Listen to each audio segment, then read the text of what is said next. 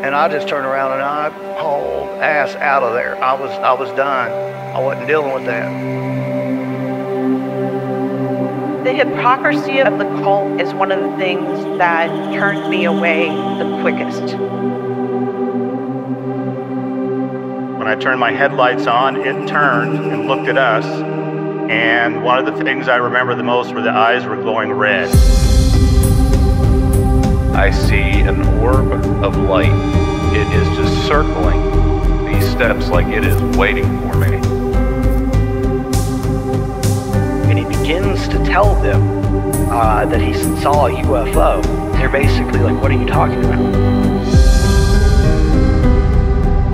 That's 7 foot up on a tree, peeking around it, and that's where I saw the top of the muzzle, nose, and the eyes. As soon as I made eye contact with this thing, it felt like death. Welcome back to Tinfoil Tales. I'm your host, Brandon Wright. Tonight is a very special Halloween episode, so for anyone out there listening, happy Halloween to you. We're going to be joined by two guests tonight, Jerry and Emily. Each one has their own separate experiences they want to talk about, so they're going to be split up into two different interviews. But the similarities between them I thought would make a very good episode because they're very similar in some of the circumstances that went on, and it is just overall a very creepy experience in general. So I really thought it'd be a good time to do something special for Halloween, so here it is. But before we bring on Jerry first, if you've ever had an experience and you would like to be on an episode of Tinfoil Tales, there's a couple things you can do. You can go to tinfoiltales.com and go to the contact section, or you can just send me an email at tinfoiltalespodcast@gmail.com, and we will get something scheduled for a future episode. If you'd like to help podcast out, please share it around. Word of mouth is one of the best ways of getting the podcast out there to new listeners, and for every new listener is a potential new guest. Just make sure to share it around. And you can also help out by leaving a 5-star rating and review wherever you listen to Tinfoil Tales at. So just click the little 5-star link, and it helps me and it helps the rankings of the show. Make sure to check out the Patreon. You get early access to all the episodes, and they're all ad-free. Some bonus content on there, too. It's worth checking out, and it's only $1.99 a month, so less than $2. And be sure to follow me around on social media. We're going to go ahead now and bring Jerry on. I really hope you guys enjoy what we're about to talk about. So sit back, relax, and enjoy the show. I'd like to take this time to welcome my guest tonight, Jerry. Thanks for coming on here tonight and talking with me. Hey, thanks for having me again, man. Yep, pleasure.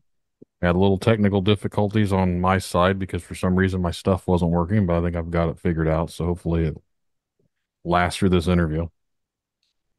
Let's hope so.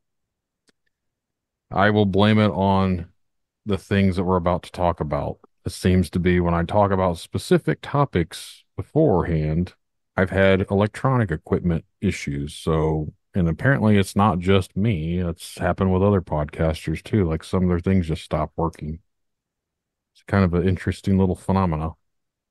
It's like they want attention, but when you give it to them, that's when they start fucking shit up. Yeah, that does seem to be what I've noticed too. Or when you think that things are good and you say things are good, they come back the next day just to give you the middle finger. Just to remind you, though, they're still around. But would you like to let the audience know just a little bit about yourself before we dive into it? Oh yeah, my name is Jerry. I'm 39, just turned 39 recently. Um, just average guy, go to work, have a family. But ever since I was a kid, weird stuff has happened, unexplainable things, seeing things, hearing things, witnessing things, and I guess that's what we're going to talk about tonight. Now, some of the things that you'd mentioned to me hit very close to home. And that's what really got me wanting to talk with you because for some reason, I have a soft spot for children. And I think it's just being a father, having a daughter, having sons. Like when you hear about things with children, I'm really, it bothers me. Just being like that protective parent figure. I'm just like, I want to protect the children. I've always, even before I had kids, I've always had a soft spot for kids. Like if I always heard something messing with kids or kids being hurt or something, kids being afraid, like I want to go beat the shit out of that ghost or whatever it is. Yeah, Like, I agree, 100%. I think it's because of the innocence, man. right. They don't know any better. They're young, and as adults or parents, it's our job to protect them. Hmm. That is why I feel like for me, that is why I try and be more of a soft spot, I guess, for children. And I've had someone recently come up to me and they'd brought their nephew. I was at a convention and he was 13. He was talking about some of the stuff that he's experienced. And I've never had an interview really with a child before, but I would really like to know like some of the things that people have experienced, especially since like the younger age. And a lot of people might write off like children or whatever, kids, but they make things up. They don't. I think kids actually don't make a lot of stuff up, and I think what they're telling, they're too honest about it. The innocence you talked about, like they're not making stuff up. It's Yeah. they're telling you what they're actually seeing and dealing with, and our minds just don't accept it for that. Well, before we started this, like I said, I kind of grew up watching conspiracy stuff, X Files, and aliens and Bigfoot and all this stuff, and had a lot of encounters as a kid. Uh, for example, talking to a dead grandfather I'd never met, and when I got older and had asked about it, I had my dad, my mom, and my uncle. Um, all in agreement and all at separate times asking, tell me the same story. Yeah, we walked up a hill. I was holding somebody's hand, but nobody was there. And when they come up the hill to find me, I was being pushed on a swing. And I don't remember this, but they had told me, they had asked who it was, and I can't remember which side of the family the grandfather was on or his name, but I had said his name and gave a description of what he looked like, and he had been dead for 10 years or more. And ever since then, but back on topic, my daughter had started to talk to this invisible person or imaginary friend named Jack. And at first we thought it was okay, she's like 3 or 4. This is what kids do. They have imaginary friends and stuff. But anything that we had to do for her, we had to do for Jack.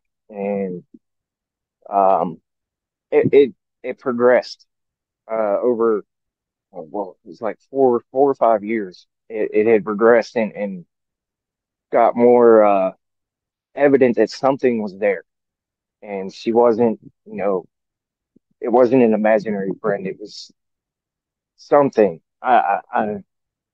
I don't want to say like a demonic presence or anything, but what it had led up to leads me to believe that it was a demonic presence.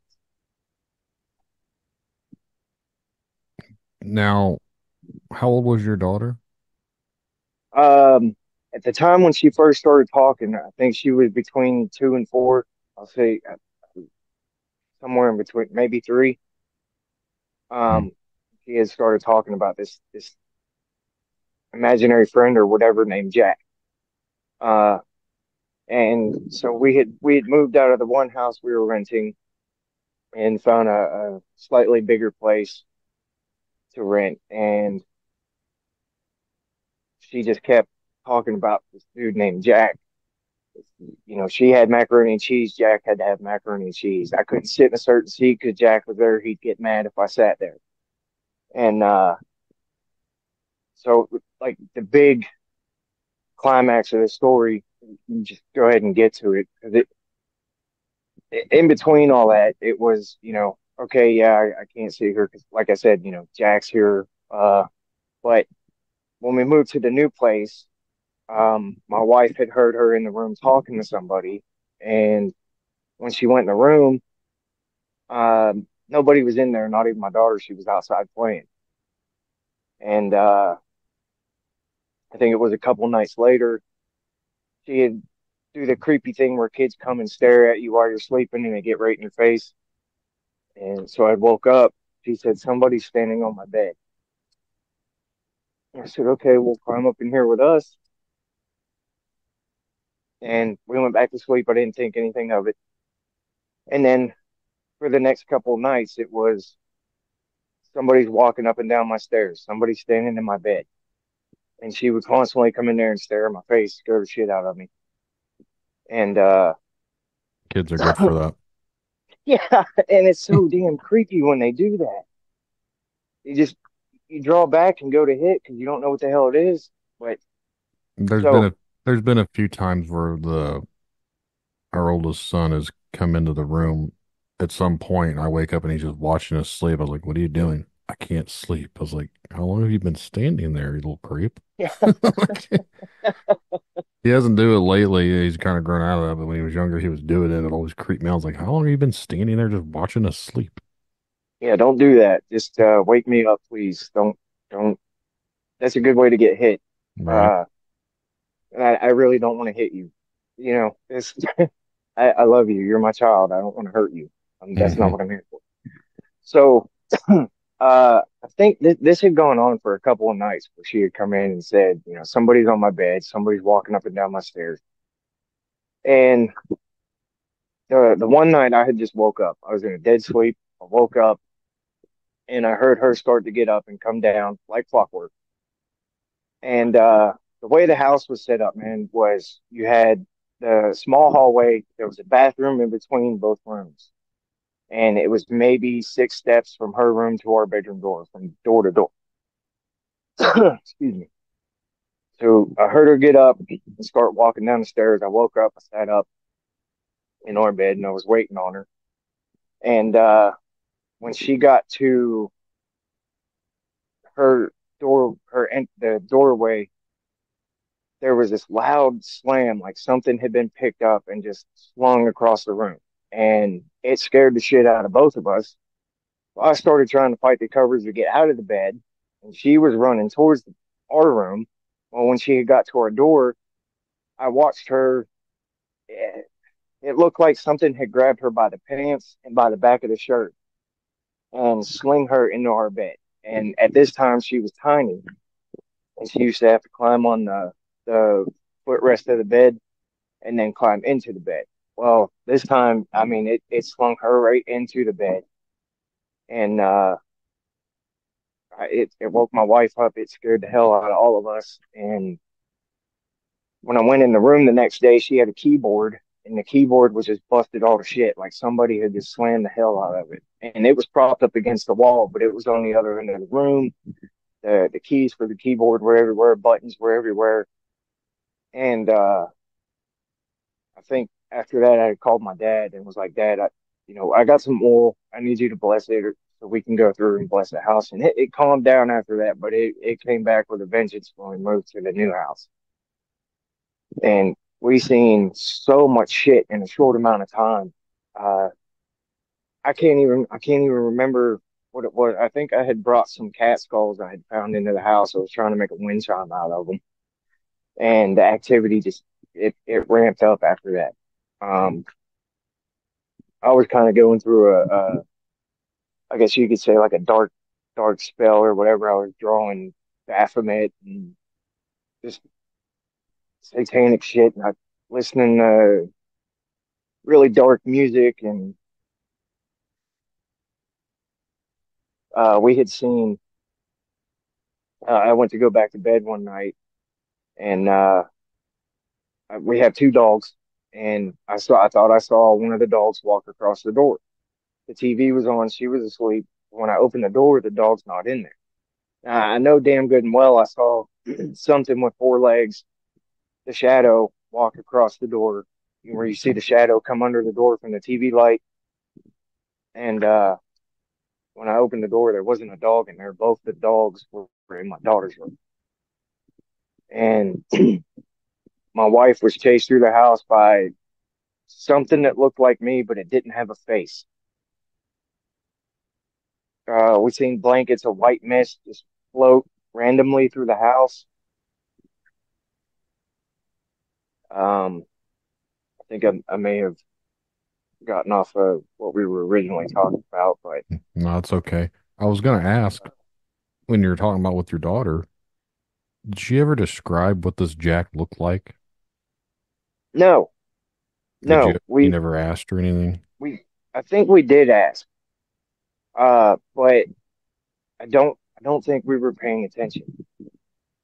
Um, my dad had come to stay with us for a while. He was going through a rough patch in his marriage, and he said he was woke up and there were two figures standing in front of him. One looked like a little girl with pigtails and kind of like a 1950s style dress, and the other one was a really tall figure standing behind the little girl, and it scared my dad pretty bad. Like he woke up and ran out of the house.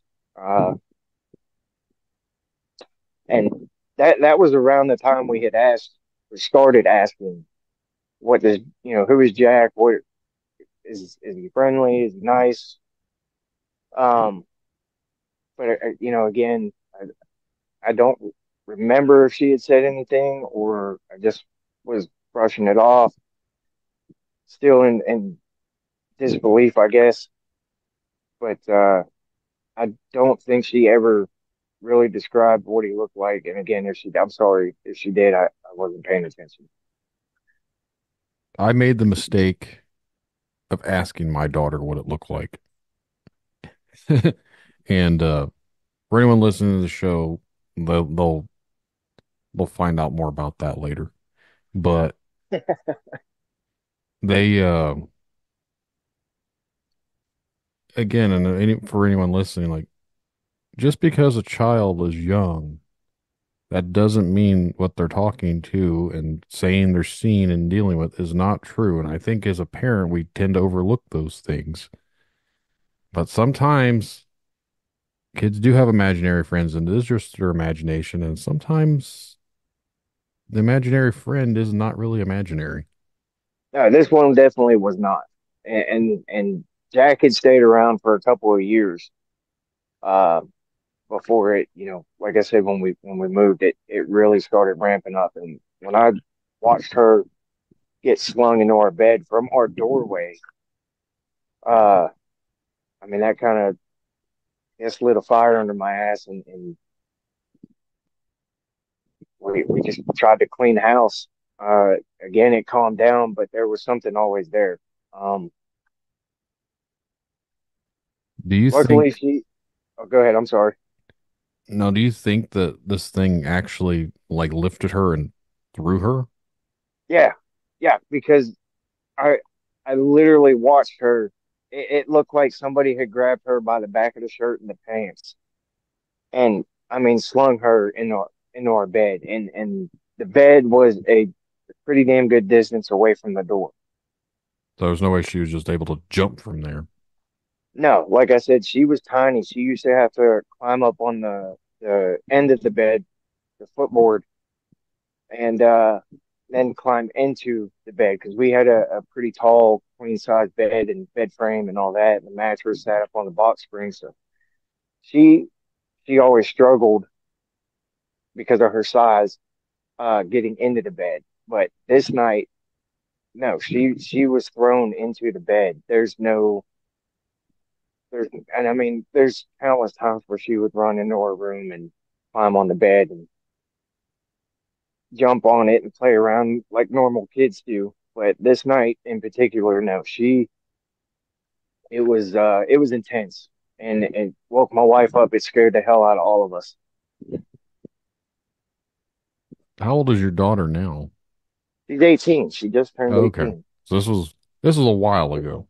This was a good while ago, yeah. And we've had plenty of other, and just insane, unbelievable encounters and experiences uh since that. I mean, my wife used to not believe in any of this stuff until we got together.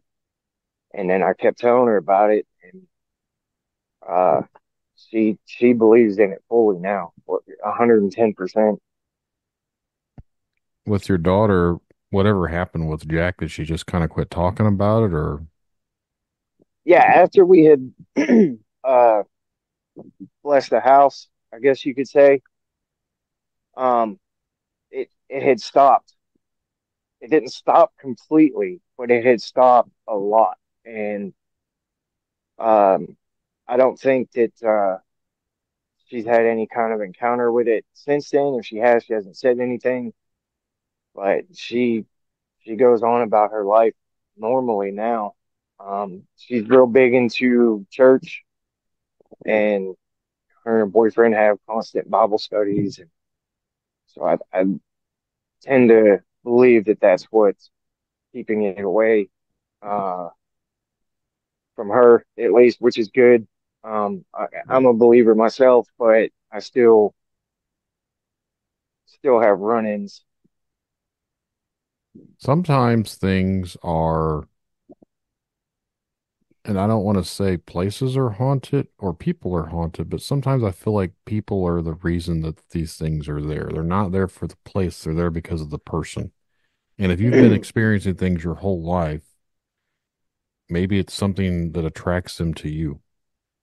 And I don't know I what that could possibly be other than the fact that you're able to see them or they know that you can see them. So maybe that interests them that you're able to channel into what their side or somehow. possibly. I mean, this goes back even to when my dad was a kid. He would tell me stories about my aunt who would, they lived in this house and she slept up in the attic. That was her room, but there was no windows. And when my grandma went up there because she heard her talking, she said she went up there and her hair was blowing like there was a breeze, a real strong breeze, but there was no windows. And the lady that she was talking to was bleeding out of her neck constantly and wearing a white gown. Well, come to find out, the lady used to live in that house, but she had died while having throat surgery. Hmm. And my aunt, we took her down here to the Chickamauga battlefield, and we didn't stay long. I mean, she had like a strong connection with the other side, that kind of stuff.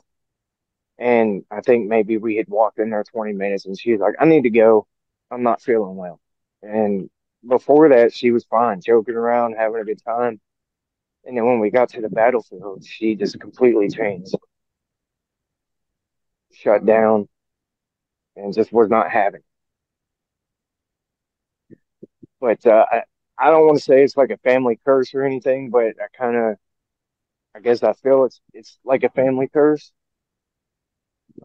There are some cases that I've come across, and I'm not an avid researcher in the paranormal or any one topic, to be honest, but it is something to do with like your family. And I don't know if it's what it actually is. I can't say that, but like there's been people that I've spoken with that you'd mentioned your aunt, someone else's grandmother was this way.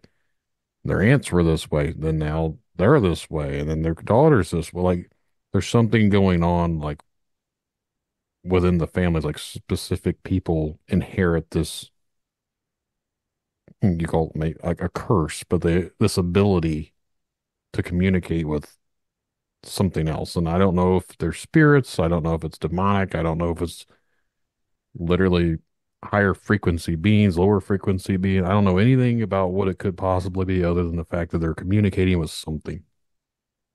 Yeah, I I think it's passed down. I think it's a like a not necessarily a generational curse, but something along those lines. Um, Random question, but do you have any indigenous peoples bloodlines through you? uh, I think on my mother's side we have a small tribe that was labeled Blackfoot, and I know on my dad's side he had I can't remember, but yeah, it we do. I feel Um, like, and I don't want to generalize the whole thing, but some of the things I have kind of come across with some people are in this. I think if people do the genealogy stuff, a lot of us have Native American bloodlines like I do apparently. And I think a lot of people probably do one way or the other, but like for me, it seems like more people, and this actually works in the UFO alien realm too. People that Really? have more of the Native American side somehow are more involved with UFO stuff and paranormal stuff. I don't know why that is, but I've started to notice a pattern that sometimes people with these sorts of bloodlines are usually more able to communicate with something. Sometimes they're abducted. Like it's strange. Like I said, I don't like to jump to conclusions or spread false information or anything like that, but this is just stuff that I've kind of formed my own opinion on, so don't take it as fact, but it's just things that I've come across that to me kind of line up together.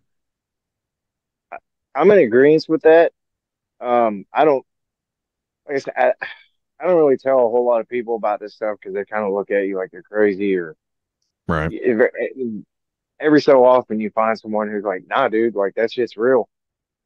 And, but it's hard to find those types of people. Like I got a buddy of mine at work. I've been friends with him for years, but he gives me so much shit about it because he's never seen anything.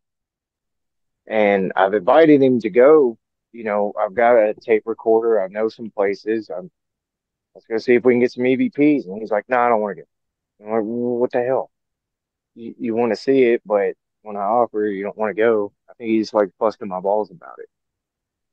At the end of the day, Or people like to live in the bubble, and once that bubble gets popped, there's no going back. And I think a lot of people are actually afraid of it. They like to poke fun and say this isn't real because that's what they want to believe because they don't want it to be real. And the moment they figure out that it is, there's no going back. this is also true. Yeah.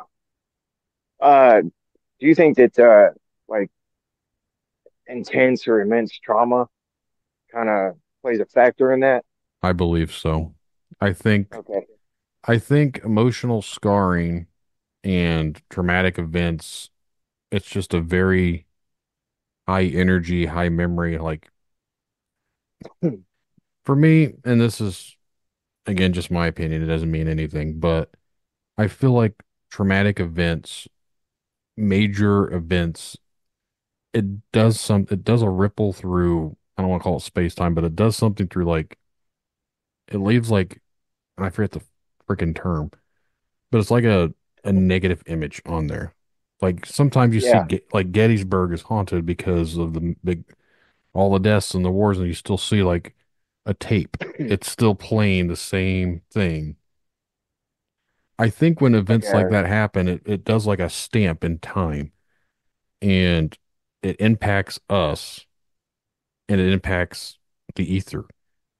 So everything around us is all tethered or tethered, whatever the phrasing actually is, but like we're all involved and somehow that instance plays some sort of a role in other things. So it leaves like its timestamp on us and in the rest of the world. kind of like what is it, like a residual? Right. Yeah. I think so. Yeah.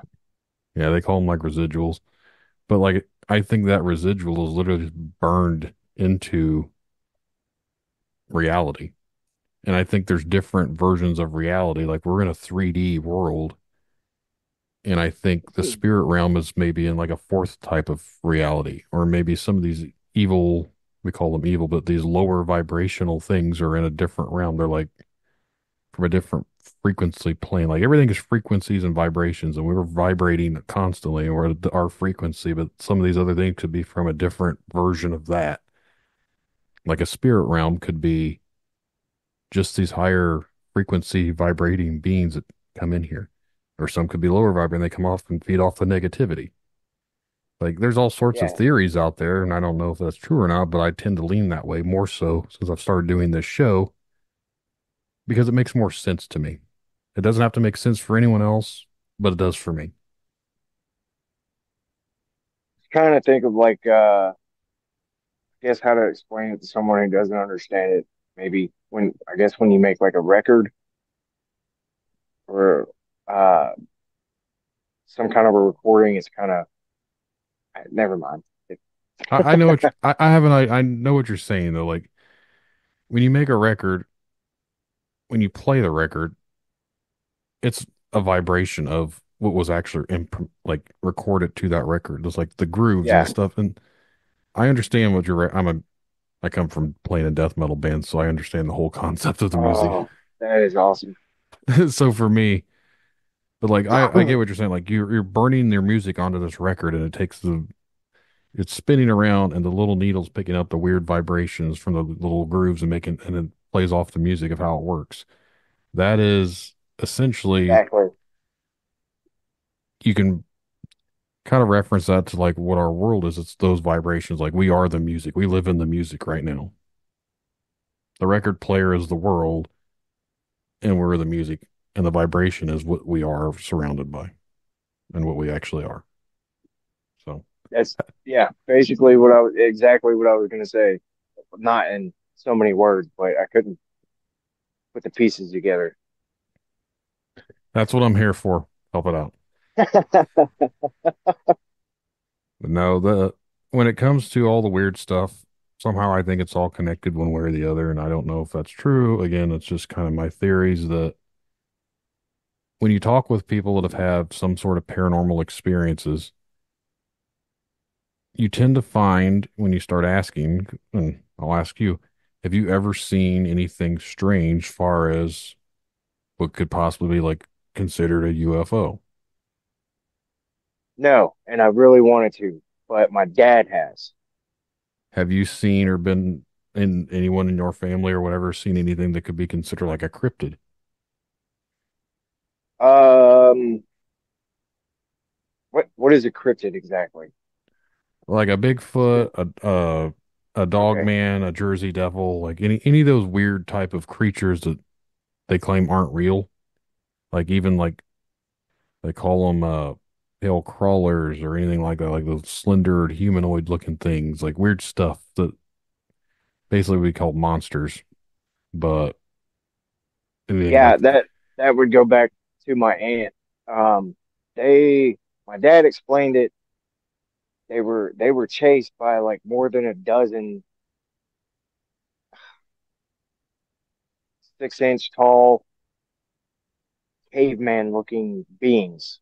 And my dad had, he had said, yeah, they'd bite, pinch, hit you, and it'd attack you all at once. And I just kind of looked at him when he told me that, and I'm like, that's fucking stupid. Like, but him and my aunt both were like, no, this really happened. And I'm like, where the hell? I mean, that I I'm don't not even know what to look in. I'm not even like laughing at that. I'm laughing at the sense because I can actually relate to something like that. Oh no shit. So yeah, basically years back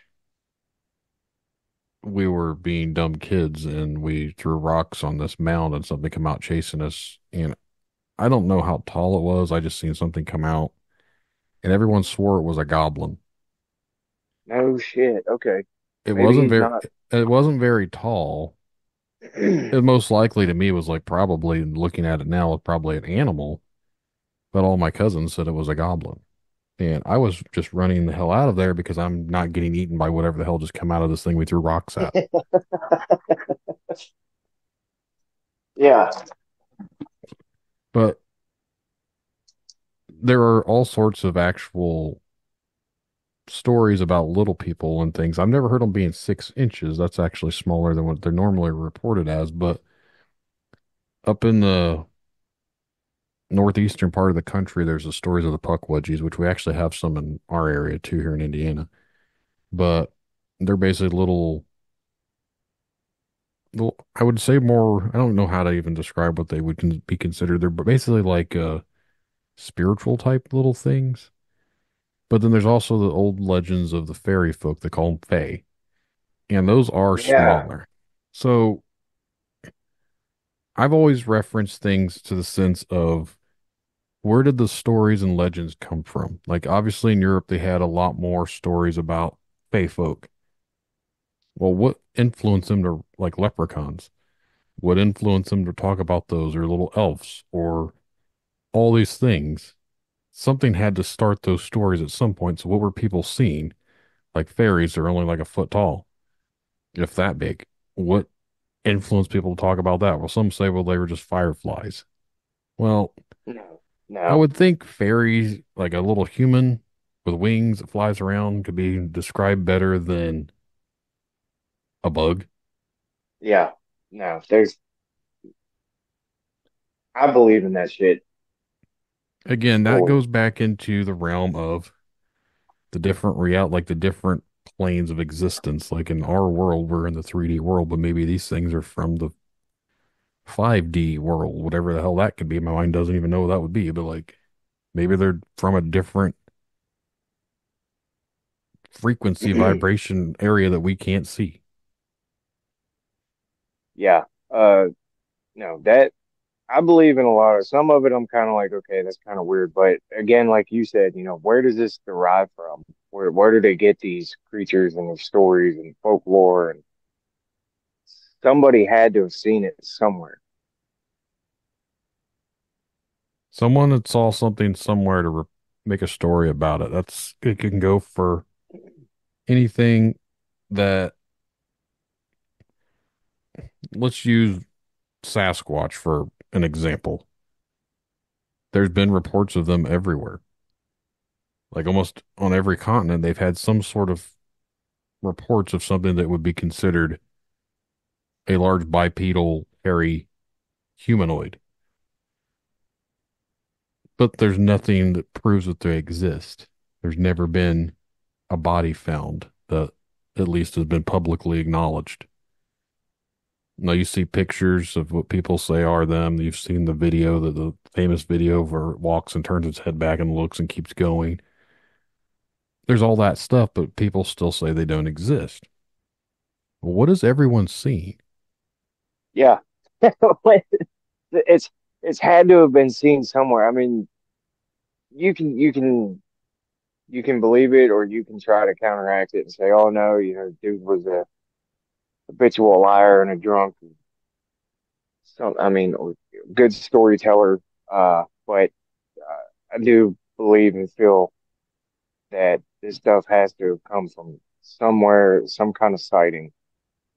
Now, Otherwise, if you want to look at it like a scientific point of view, if you're a skeptic, you could throw up, well, if these are real, then why are there no bodies? Why is there no, you'd see a lot more like with the way technology is. How come security cameras aren't picking these things up? How come with everyone with a cell phone, they don't record them? Like, why has no one been yeah, digging in the ground, building all these buildings? We ever find buried stuff? Well, here's the thing that most people don't consider. How often do we dig in the ground anyways and come across anything? Like, if we're just digging, have you ever dug up a bear? Has, has anyone dug up like the remains of indigenous people? I know it's happened, but like you don't hear about it though. So who's to say that we haven't dug some of those things up and we just don't realize we have been? That is if they are an actual flesh and blood creature like a lot of people think they are. And again, that's just Sasquatch. You could relate that to UFOs and aliens. You could relate to anything when it comes down to it. There has to be some sort of an explanation. And then even with paranormal, people are experiencing something, they're seeing something. What picked your daughter up and threw her to your bed? exactly. Like, Uh, so that that was there's one of the scariest moments of my life. But there's something that does this. And as much as I would love to know 100% what it is, the sad reality, I don't think we ever will, at least not in my lifetime. I know that sucks, no, but I don't know if we're ever going to get that full on disclosure as to what is really going on. Do you think that maybe all this kind of stuff is buried deep in the catacombs of the Vatican? Without going on full on conspiracy realm with it, I think I think a lot of the upper societal members and religious like church things, not just like with the church, but like other different denominations and everything. I think they have ideas. I don't want to say that they have everything and they know everything because the way I understand how most things work, and I heard this recently on something else and it made a lot more sense to me. I think a lot of the reason that they don't acknowledge certain things, like government wise, because they can't control it. So if they can't control the paranormal, they can't control UFOs or aliens or anything like that. They can't control possible fae, different realities, different dimensions. They're just not going to talk about it because they don't have the power over it. But We what as if they can? I feel like we as humans were very egotistical in the sense that we think we're the best of the best, and if we know that we're not, we don't want everyone else to know that, so we're just not going to acknowledge that.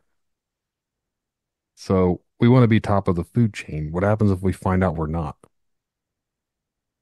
How would the world react if they knew that there's spirit realms out there that actually do feed on us? They feed on our energy. They're like a parasitic thing that we don't even see, but they're all surrounded by us. And then they feed off the hate and everything that's been influenced in our lives. What if that was a reality? If someone were to come on TV and say that, everyone's like, what the? That guy's crazy. So, Wait, yeah, I guess it goes back to seeing is believing. right. I've But said it a lot of times. I don't think people fully understand it if they've never had their own experience. It really takes someone to actually have some sort of an experience that they acknowledge before they'll actually understand there's a lot more to it. Because I believe a lot of people have experiences, they just don't realize it or they won't pay attention to it. kind of sometimes though it's kind of hard not to pay attention to it and acknowledge the fact that something abnormal is going on around. And that could go back to what you had said previously about in the bubble. Yeah. There's all When sorts of possibilities, but that is the whole thing with life is, well, I personally don't think we'll ever really figure it out. I don't know if we're really designed to know all of the secrets of life. And I think these are part of the secrets that we all keep searching for answers for, but I don't know if we're ever going to find the actual answer. We might get some clues here and there, but the world is a giant puzzle and we're all sitting here sorting through pieces of it, trying to find the ones that fit. have you ever experienced sleep paralysis? I have. Um, I actually have it often. Oh, fuck. I didn't know what it was at first, and I can talk to you more about it off air. But no, I just had it probably about a month ago. Do you see anything when you experience the sleep paralysis? Does anything present itself to you? Do you feel anything? I usually just realize I'm not moving and I keep fighting it until I start moving. I tell myself to wake up and I wake up. Lucky. I've had it twice, and my wife, again, was kind of the skeptic. She thought I was having a bad dream or something, and I was completely awake. I couldn't move, and the first time, anytime I'd close my eyes, these flames would shoot up, and it was just like this big mouth with huge fucking teeth just snapping at my face. And when I'd open my eyes, I was sweating profusely, like I was inside of a heater, and I could feel these gusts of wind every time, and it took forever to wake up. And then that one scared me because I seen shit crawling on the wall as well. Uh, Something I don't know what it was. It was some kind of a shadow figure, had long extremities and hair, and it just when right before I could move, it had crawled into the ceiling, and then I was able to have full control of my own body again. And the second time, I think I scared myself just from the past experience. I didn't really see anything, but I struggled so hard to scream or move or something. And then I think it was like a year later, my wife had finally experienced it for the first time. And this is when we had moved and we're seeing the blankets and stuff, the things crawling in the floor and under the door, her being chased by something she thought was me but had no face.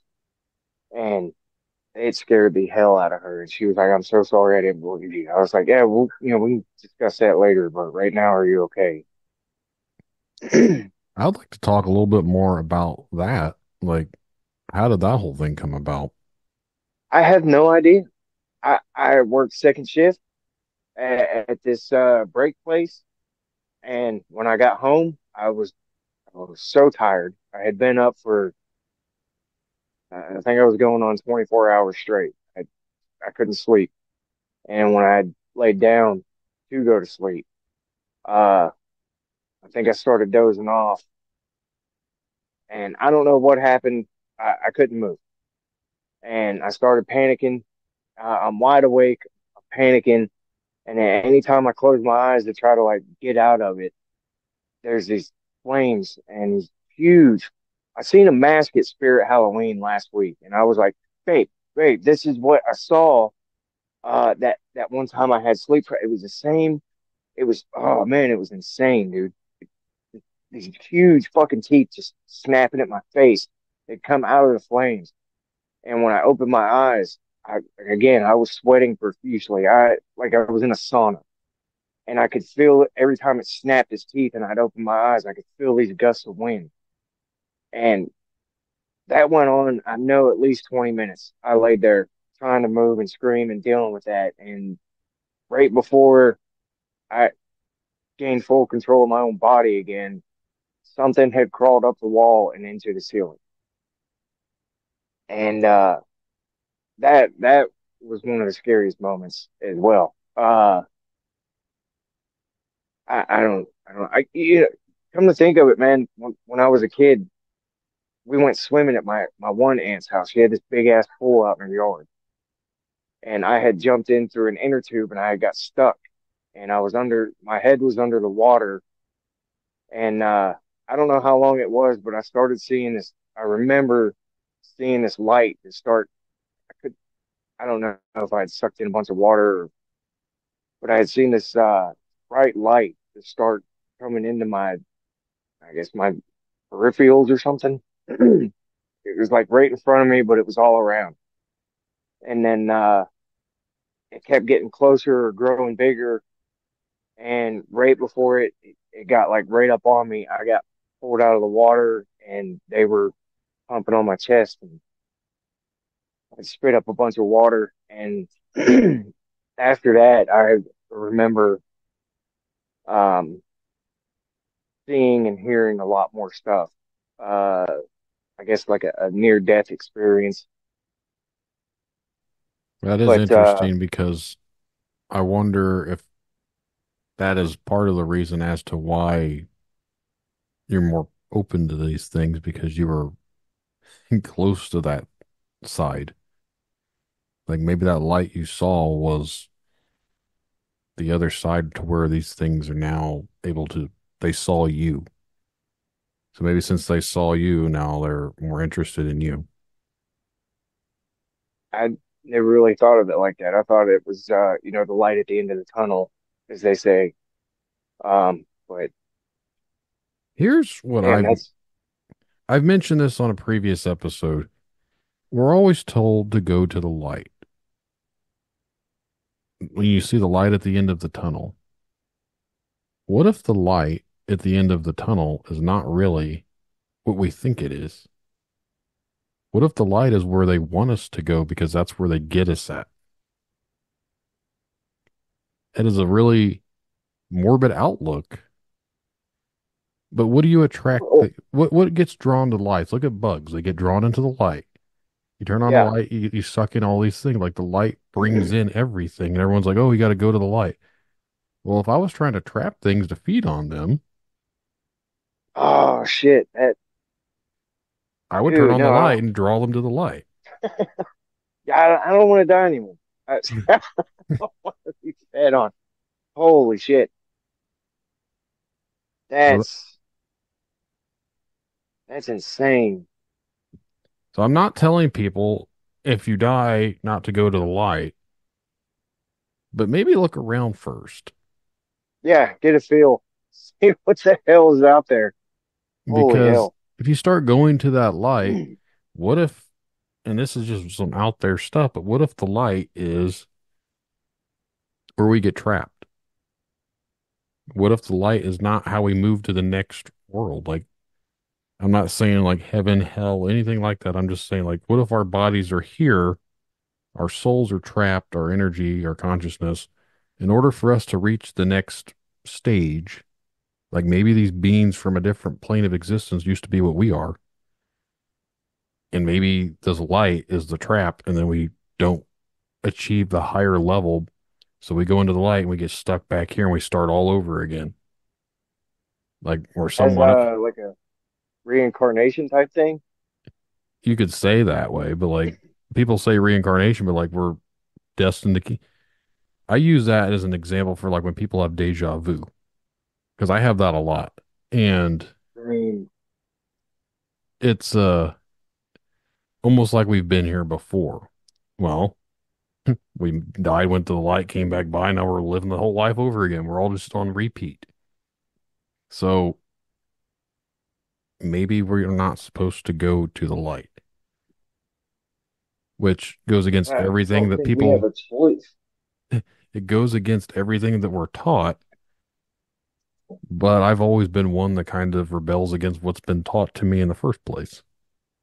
So I'm not saying I'm right. I'm not saying I'm wrong. I don't really know what the hell I'm talking about. I'm just saying for me, I've often wondered if maybe we're not supposed to go to the light. Because what happens if we don't? Are we ghosts then? We wander around. Maybe is that what these spirits are? They because they didn't go to the light?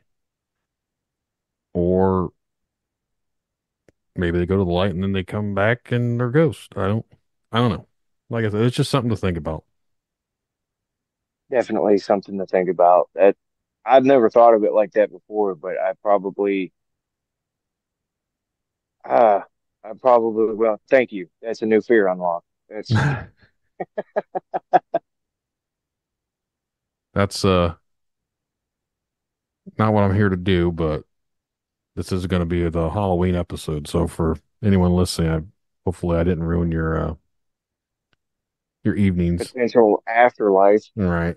I'm not telling you not to go to the light. If you want to go to the light, more important to me is you to go and do your own thing. Don't use me as an influence. I'm just a nobody. If you get to go to the light and come back, please document everything and get back with Tinfoil Tales and let us know. People have said before that the whole thing of going to the light is because it's your memories going back through, and it's basically like the first memory you have because you're being born. It sounds Oh weird, but yeah, I've heard that a lot. They're like, no, when you're dying, you just remember being born. Well, that's kind of what got me thinking about the whole aspect of going back through it again. You go to the light and then you're born again. So are we not moving on? Because if that's the case, they're saying you're just remembering being born. Well, maybe it's because when you go to the light, you are being born again. You're someone else. You're the same person. We're on repeat. I don't know what it means other than maybe that's what's happening. So maybe we shouldn't go to the light. I don't know. oh, That's just how my brain works sometimes. there's nothing wrong with that either. That's insane. That's intense. We can probably wrap this one up, but before we do, is there anything else you would like to talk about?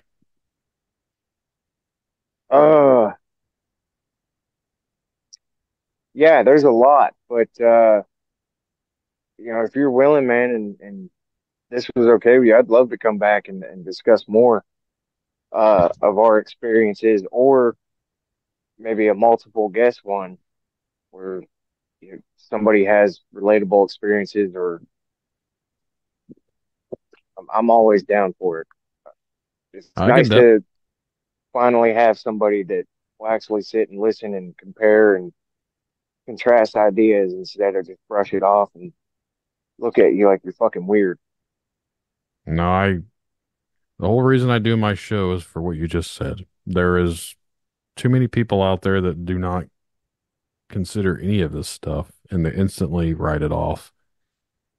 The whole concept for me is to make something for people to be able to come on and have those conversations and not get made fun of, not get told they're crazy, not get ridiculed. That's not what I do here. So I don't tend to say that I believe everything that gets thrown at me, because I am a skeptic in most parts, but I'm a lot more open than I ever used to be.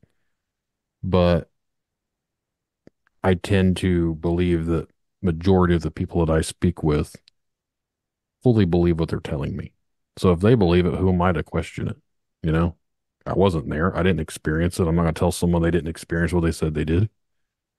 Yeah, I wish more people thought like that. It takes someone to have experiences that, like I said earlier, to relate to it. If people don't have those experiences, then they don't have any idea what it's actually like to have them.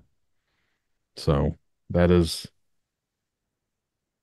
like I said, why I do what I do, just because I know what it's like for people not to believe you. Not a good feeling. Not at all. Oh yeah, definitely, man.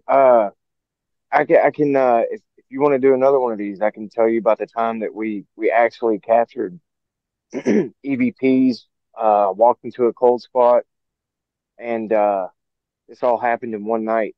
And I think we captured like 6 EVPs within a 10-minute time frame, and walked into a cold spot. And what's funny is that there was a guy who had just died behind the house in a creek a week prior, and I think we caught his voice on the recorder.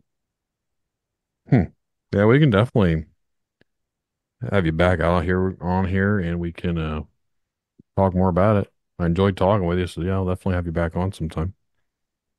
Thanks, man. I'm definitely honored to be on here. That's for damn sure. I appreciate you coming on here and sharing that with us. But Anytime, brother. for now, we're going to wrap this one up on this little segment. So again, thanks to Jerry, and thanks for listening. I'd like to take this time to welcome my guest in studio tonight, Miss Emily. Hi. Don't make it awkward. Would you like to let the audience know a little bit about yourself? So I can let the audience know, but you're already going to know because you're married to me, or at least I hope you know something about me. A little bit. Yeah. So I'm a mom. I work full time. I have worked for many years in different areas, but Healthcare, child development. yeah. Now I'm the person everybody here hates to hear on the phone. Yeah. Now, you're not one that is big in the whole paranormal aspect or anything either. No, I mean, yeah, you hear everybody's stories, but to me, they're just that, stories. So you could say you're a skeptic. Yeah. To say the least.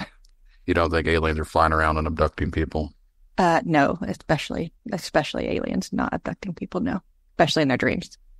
Okay. So for the audience listening, you can kind of understand the basis of where we're at here. But the reason I wanted to have you on to talk to you is because someone else that I'd interviewed, which the interview was before this one. So for anyone listening, it's the interview you just listened to, but there are very many similarities to what he was talking about, to some of the things that you've experienced with our oldest and now with our youngest daughter. So for me, I thought it would be interesting to talk about some of that stuff instead of hearing it from me, hearing it from the person that's actually experienced it. Yeah. So, Yeah. because for the stuff with our oldest, I absolutely wasn't there for that. So this is all prior to me and you being together. But for the listening audience, I figured they might find this interesting because, again, coming from someone who doesn't really believe in this sort of stuff, even though you've experienced stuff and saw stuff, it's kind of funny to me that you're still against believing it. Yeah, because once you believe it, it makes it real. And that's what I tell people. A lot of people have experiences and they want to write it off because they don't want to accept the fact that it is real. Yeah, and that's kind of what I've done for all these years is refuse to accept it because I don't want to make it real. Well, if you want to get started, take it back all the way to the beginning.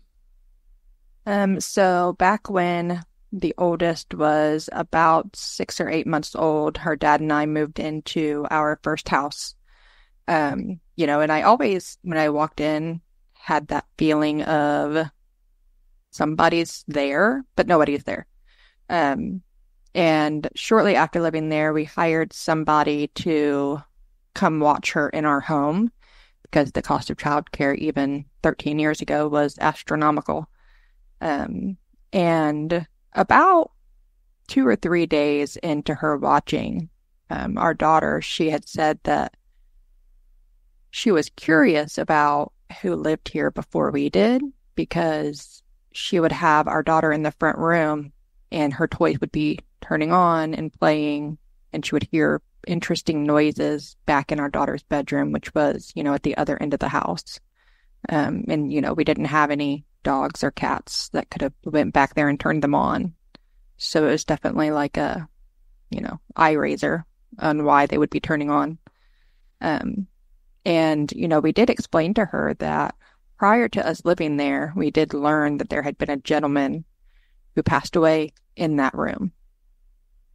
So, the joke was, oh, he's probably still here then. But again, not one to really want or have the need to believe that that could really be a thing.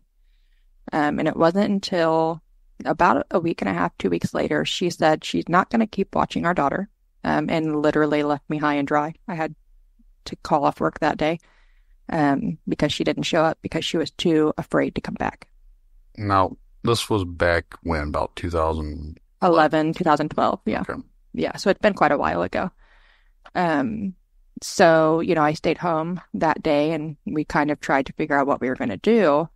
And that feeling of somebody's watching or somebody's there intensified over the course of, those couple weeks that she was there. And I kind of put it off as, she was the first person to say it. Maybe she introduced something somehow.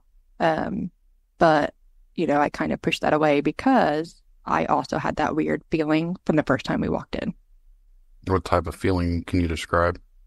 Yeah, like when you feel like somebody's looking over your shoulder. Like just somebody's right there. That eerie, goosebumpy feeling when you walk into a building and you don't feel like you're alone. A heaviness?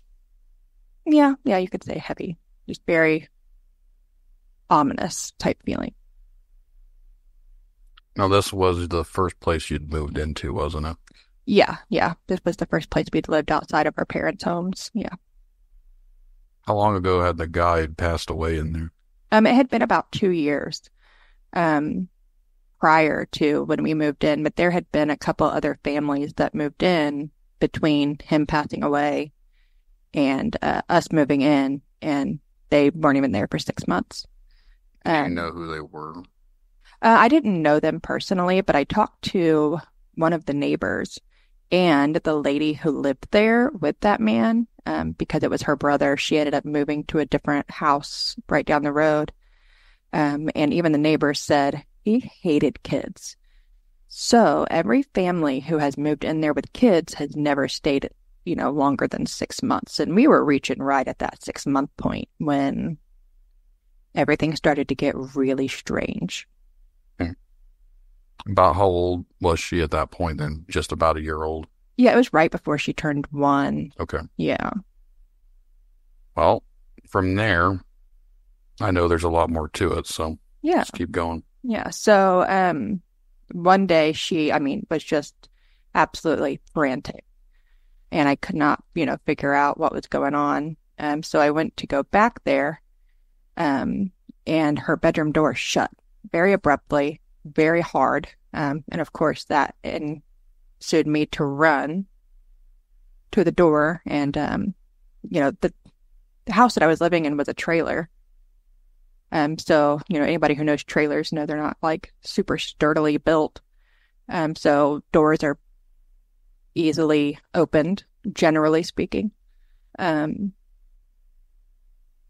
but at that moment, I couldn't open the door. It was like it was locked, even though there was no lock on that door.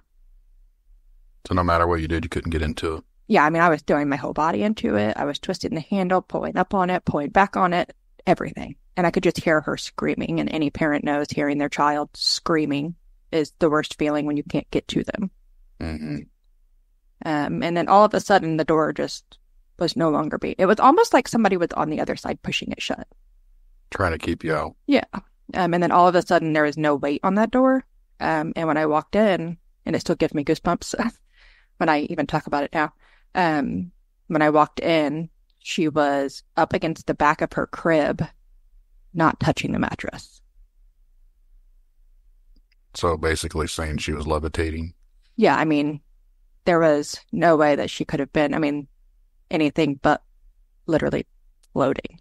Now, when you've told me this before, and I've called bullshit on it because to me, I don't necessarily see that being possible, but your ex has also said that. But did he actually see it, or was it only you? No, it was just me. He wasn't there. So him, saying, yes, okay, it had been agreeing. But he had heard the things on the baby monitor randomly, but I kind of put that off to outside noise because trailer walls are thin. You hear everything outside. But did it come through the monitor? A couple different times there was like static that would come through, but again, I put that off to cheap material. And he would always say, oh, yeah, no, that's not cheap. That doesn't just happen. But shortly after any noise we would hear, our daughter would just lose it. She would be hysterical and crying. But what was, the worst for it was once I got to her, it was like I picked her up out of midair. She never once went back down. Like, some people were like, oh, she was probably holding on to the back of the crib, or no, her back was against it. I'm still knowing you, and not just because you're my wife, but like when I hear that stuff, to me, I try to rule out how that's possible, and for some reason I can't. And to the audience, because you're my wife, they're like, oh, he's just going to go along with whatever. But no, if anyone knows me, especially you. Yeah, you're going to call out bullshit if you see bullshit. Yeah, and I still struggle accepting that, and I know you, and you're not a bullshitter at all. Yeah. So I want to believe, but it's creepy. Yeah, like I said, I still get goosebumps, and it's been 13 years. Yeah, so that's one thing. Again, I didn't see it, so I can't say, yes, this is what really happened, but I also can't rule it out. So for me, it's just like, I don't know how to explain it. Right, yeah. So, after that happened, I, of course, called her dad, and I was like, I'm leaving. I'm never coming back to this house. I don't know what just happened, and I explained the whole thing to him. And we ended up going and staying with a friend of ours for a few days because I was just absolutely traumatized. I wouldn't go back in to get clothes. Like, I wouldn't go back in for anything. And he contacted a friend of ours who was very heavily into religion. And she had been known to do cleanses of houses. And so he asked her if she would go and do, an investigation or a cleanse, whatever, you want to look at it as. And she said, yeah. So she did. And she met with us later and told us that we can't return. It's not safe until she's finished. Which of course, made me freak out because, I'm a young mom. I didn't know what that meant. Like, was I putting my own child in danger? And a couple of days later, she finally told us, yes, you can go back. I put some angels in her bedroom, one of which was in a window facing out. And then there was some in her closet and then one by the front door. And she said, as long as you live here, don't move them. That will help deter anything from re-entering your home. And we did just that. I actually still own those angels. They're in a cabinet now, but, we left those there. And as she got older, things didn't stop per se. If anything, they got a little weirder for me. She would, once she was at the age of, talking to a point of understanding, she would tell us that she sees eyes outside her window, red eyes. They're looking at me. They're looking at me. And we always, maybe it's somebody's taillights or maybe it's, whatever. But it was only ever out of her window, never out of the front window or the back window. Was it the same window where the thing was hanging? The angel, yeah. So the angel it was like a bay window. So it had like the flat part on the bottom. Mm-hmm. And the angel was sitting there on that flat part looking out. And that was the exact same window that she would always tell us that she saw red eyes. So we had curtains up, but she said that she could still see them. So she was probably 2.5, and she would start having what we later were told by doctors were night terrors, where we thought she was awake because of how fast she was running and just screaming. And, again, as a parent, hearing your child scream is the worst thing ever, especially in the middle of the night in a dead sleep. But she was never actually awake. And she would come in, some nights looking like she's holding hands with somebody. And, we would ask her, what are you doing? And she would giggle and, just mumble things and then crawl in our bed and go back to sleep. Well, one particular night, she came sprinting. I mean, like I heard her running the moment she left her room, into my room and jumped in my bed. And of course, I'm trying to soothe her and, are you okay? Are you okay? And again, she's not awake, so she's not like responding. Her eyes are open. She looks awake. She looks like, your normal person looking at you. But she sits up, and the way that we had our room set up is our bed was like in the corner, and there was a window close to the foot of our bed on the right side. And she sits up, crawls to the window, and pulls the curtain back, turns around ever so slowly, and I will never forget like that slow turnaround, and said, "They're here." Shut the curtain or blinds, laid down, and went to sleep. Now, when you say they're here, it reminds me of the movie Poltergeist. Yeah. Yeah. The little creepy kid and little girl that turned from the TV and said they're back or whatever. Yeah. So, of course, I freaked out. Like, I'm awake. It's 3:30 in the morning. And that was the other very, very strange thing. The time. It was always between 3 and 4 a.m., which later I've always learned, that's apparently like a witching hour or something. Mm-hmm. They say the most, awake that the spirits are or whatever. 3:30, 3:33 usually isn't the mocking. It's like half of 666 I've been. Right, yeah. So that, of course, I woke her dad up and I'm like, something's going on. Like, this is what was said. And, of course, men waking up in the middle of the night is nearly impossible. Not always true. Okay, not for you, but most men.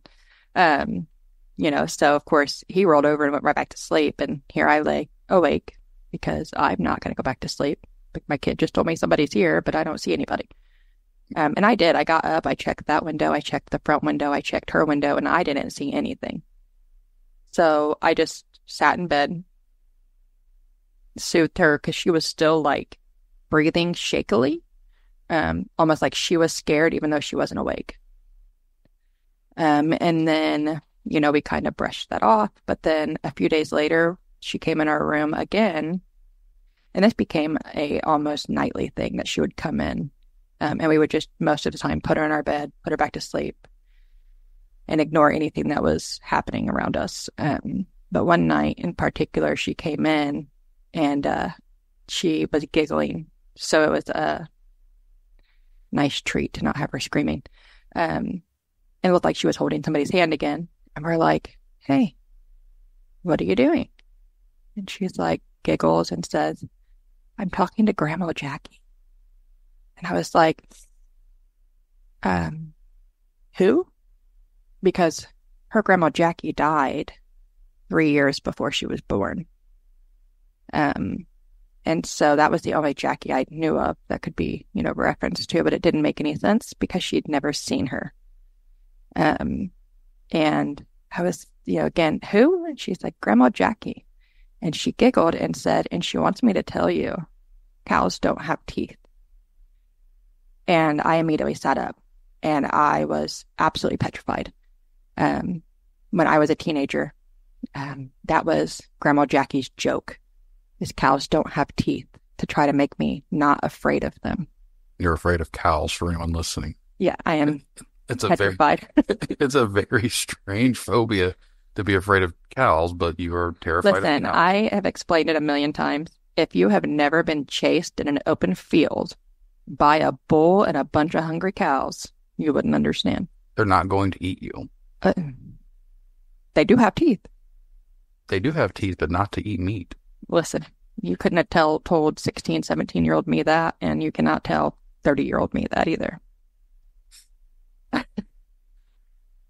So yeah, that was, and there had been a couple different instances where she referenced Jackie, and she had saw a picture of her grandma, at her, so Jackie was her great grandma, and she saw a picture of her at her grandmother's house. And said, Mama, who is that? And she told her, well, that's Grandma Jackie. I thought you'd said you had seen her before. And in the photo, she had her hair all nice and pretty. It was a family photo. And she said, no, Grandma Jackie has no hair. And Grandma Jackie died of cancer. But she would have never been seen in public or by family other than her husband and daughter and son without her wig on. So for her to reference something that even some of the closest family had never seen was wild. Who was that to her? Is that obviously on her dad's side? So yeah, it was her dad's mom's mom. Okay. Yeah. So it was her great grandma. Yeah. Yeah. And like I said, she passed away 3 years. That's where she gets part of her name from. Mm-hmm. But yeah, she would have never have had any sort of memory of her. Would anyone have said anything to her about cows that? No, because what's funny is that was a me and Jackie thing. I had never even told anybody until after that instance that Jackie had told me that. Because I had come back into the house after feeding time down at the farm. They had a big farm. And I was just frantic. She's trying to calm me down in the kitchen, and she's like, girl, what is wrong with you? And of course, I'm hysterical. And I'm like, I was chased by cows and they were going to hurt me and, hint my fear. And so she's like, oh, honey, no. You don't need to be scared of them. They don't even have teeth. And so, that was kind of like oh, yeah, no, you're right. They may be thousands of pounds, but they don't have teeth, so they can't chew me up. It's fine. Disclaimer, cows have teeth. I don't know of any cow that eats flesh, but I guess it's a possibility. Anything's possible, right? Yeah. I know cows do bite. I've seen cows get nibbled. I've actually been bit by a cow. It didn't hurt, but like they were biting at my clothes. Yeah, it's like a little pinch. Yeah. But same thing with goats. Yeah, goats and donkeys, and yeah, they all like pinch you with them big old teeth of theirs. But for years, that happened when I was 16 or 17, and the instance with, our daughter I was probably 20, 21. So it had been several years since that occurred. And here she was saying, Grandma Jackie says cows don't have teeth. And like I said, I sat up. That was like, oh my, what? But, we never really paid much attention to the angels in her room, just because we knew we weren't touching them. And we knew she wasn't touching them because she wouldn't even play in there. Like, we put all her toys out in the living room. Like, she would go in there after she was asleep. We would take her in there to go to bed because, it was a trailer. It wasn't much space. But she wouldn't even play in there, so we knew she wasn't messing with them. but the ones in the top of the closet were turned. And shortly after we noticed that they were turned was, when they're here comment happened and things like that. So it was like, is that somehow related? Like looking back now, it's like, is that somehow related to them being turned? Like, did whatever she's seen and nobody else could see have something to do with that? Or, completely unexplainable. I think children have the ability to see things that we are not able to see.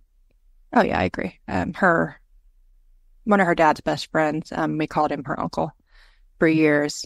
He was tragically killed in a motorcycle accident, and she would have been 5.5 maybe at the time of that happening. And she may have even been 6. I don't know. She was somewhere between 5 and 6. And we were all, of course, really upset because, he was somebody close to all of us. And she kept telling us, don't be sad. I still get to see him. I still get to see him. It's okay. And, we truly believed, like, especially after the grandma incident, with mentioning something she should have never known, that somehow, some way, she did see them. At what point does kids stop seeing that, though? I think there's an age where they kind of start to not be able to see it. Yeah, I'd say some still do. Mm-hmm. Well, for modern reference, this was just the other day. She lives in our basement. She doesn't like living in the basement because she says she always feels like someone's watching her. She lives in the basement. Who's watching her? Right, yeah, there's no windows, and even the small little access window, per se, is covered by a tapestry on the wall. Right. So there's no way anything could be watching. Mm-hmm. But she does feel that, she says. Mm-hmm. And, she doesn't like to go any places that are super dark or, anything like that because she still feels like somebody's watching her. And we've struggled with dreams with her up until she was probably 7, almost 8. We moved out of that house, thank goodness. And it has since been torn down. There was a family who moved in after I moved out, and they were there for 6 months, and they left.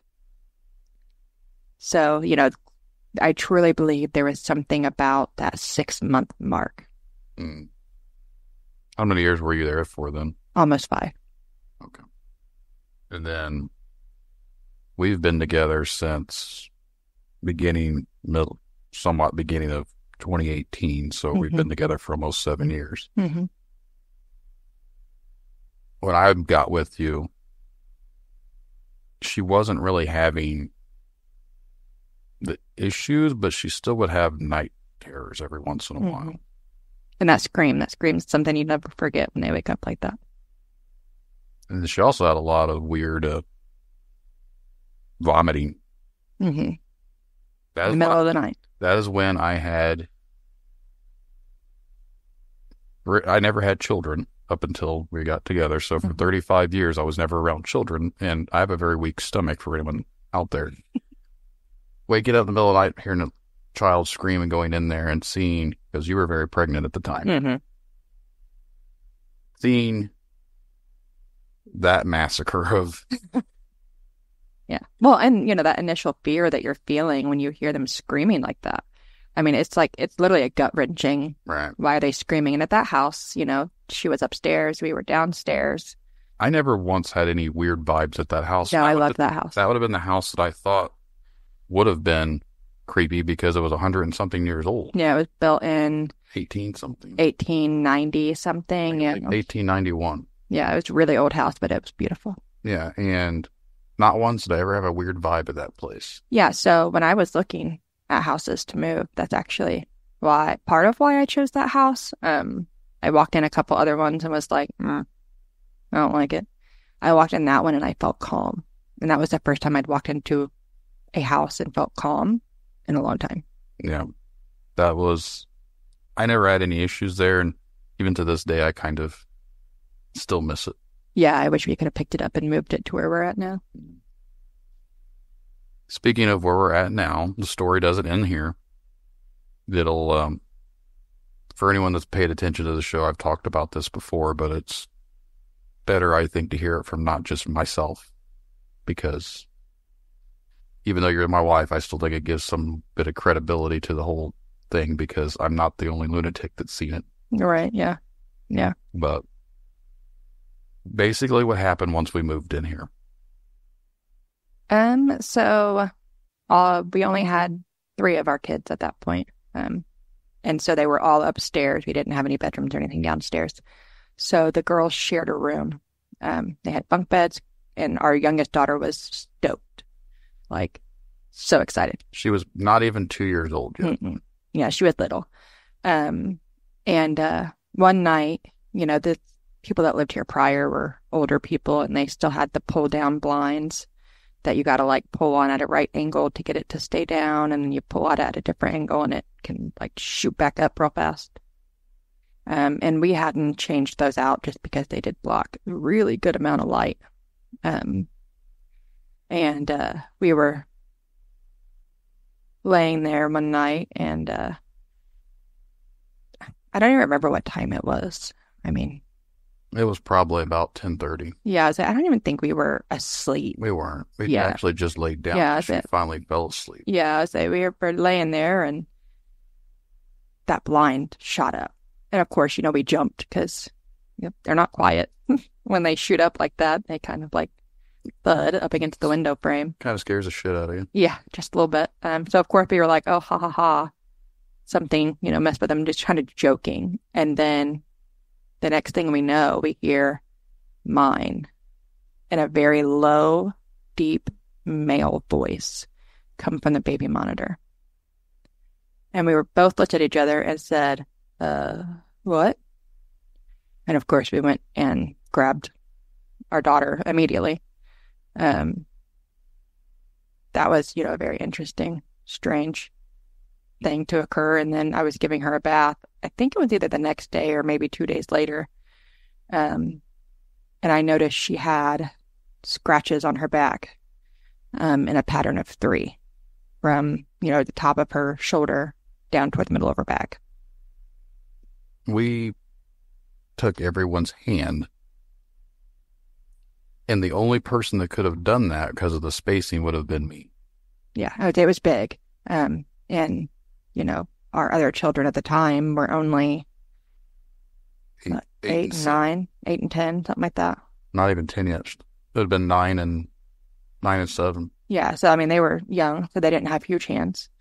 And we tried, okay, maybe the cat did it. Well, clearly a cat's paw is way smaller than a hand. And for reference, the cat didn't have claws. He had been declawed when I got him. Like, I got him from a humane society at the time, and he had no claws. Yeah, and the other cat that we had. We didn't even have her. Nala. Yeah, we had Nala. Did we have her brought in at that time? Yeah, I remember Nala was the cat I had when I met you. No, I know that, but I thought that, okay, yeah, they would have been brought back in here. Yeah, they came from your friend's house at the same time. Yeah, we had our cat staying with a friend while we were moving because it took several months to get moved. Yeah, it was a nightmare. That is the worst part of the whole story, is having to live in a camper trailer in your parents' driveway for like 3 months. With 3 kids and 2 dogs. Not one dog was not small. It was a boxer. No. So, but even Nala never really went into the bedrooms. But we even held her paw up. And it was too small.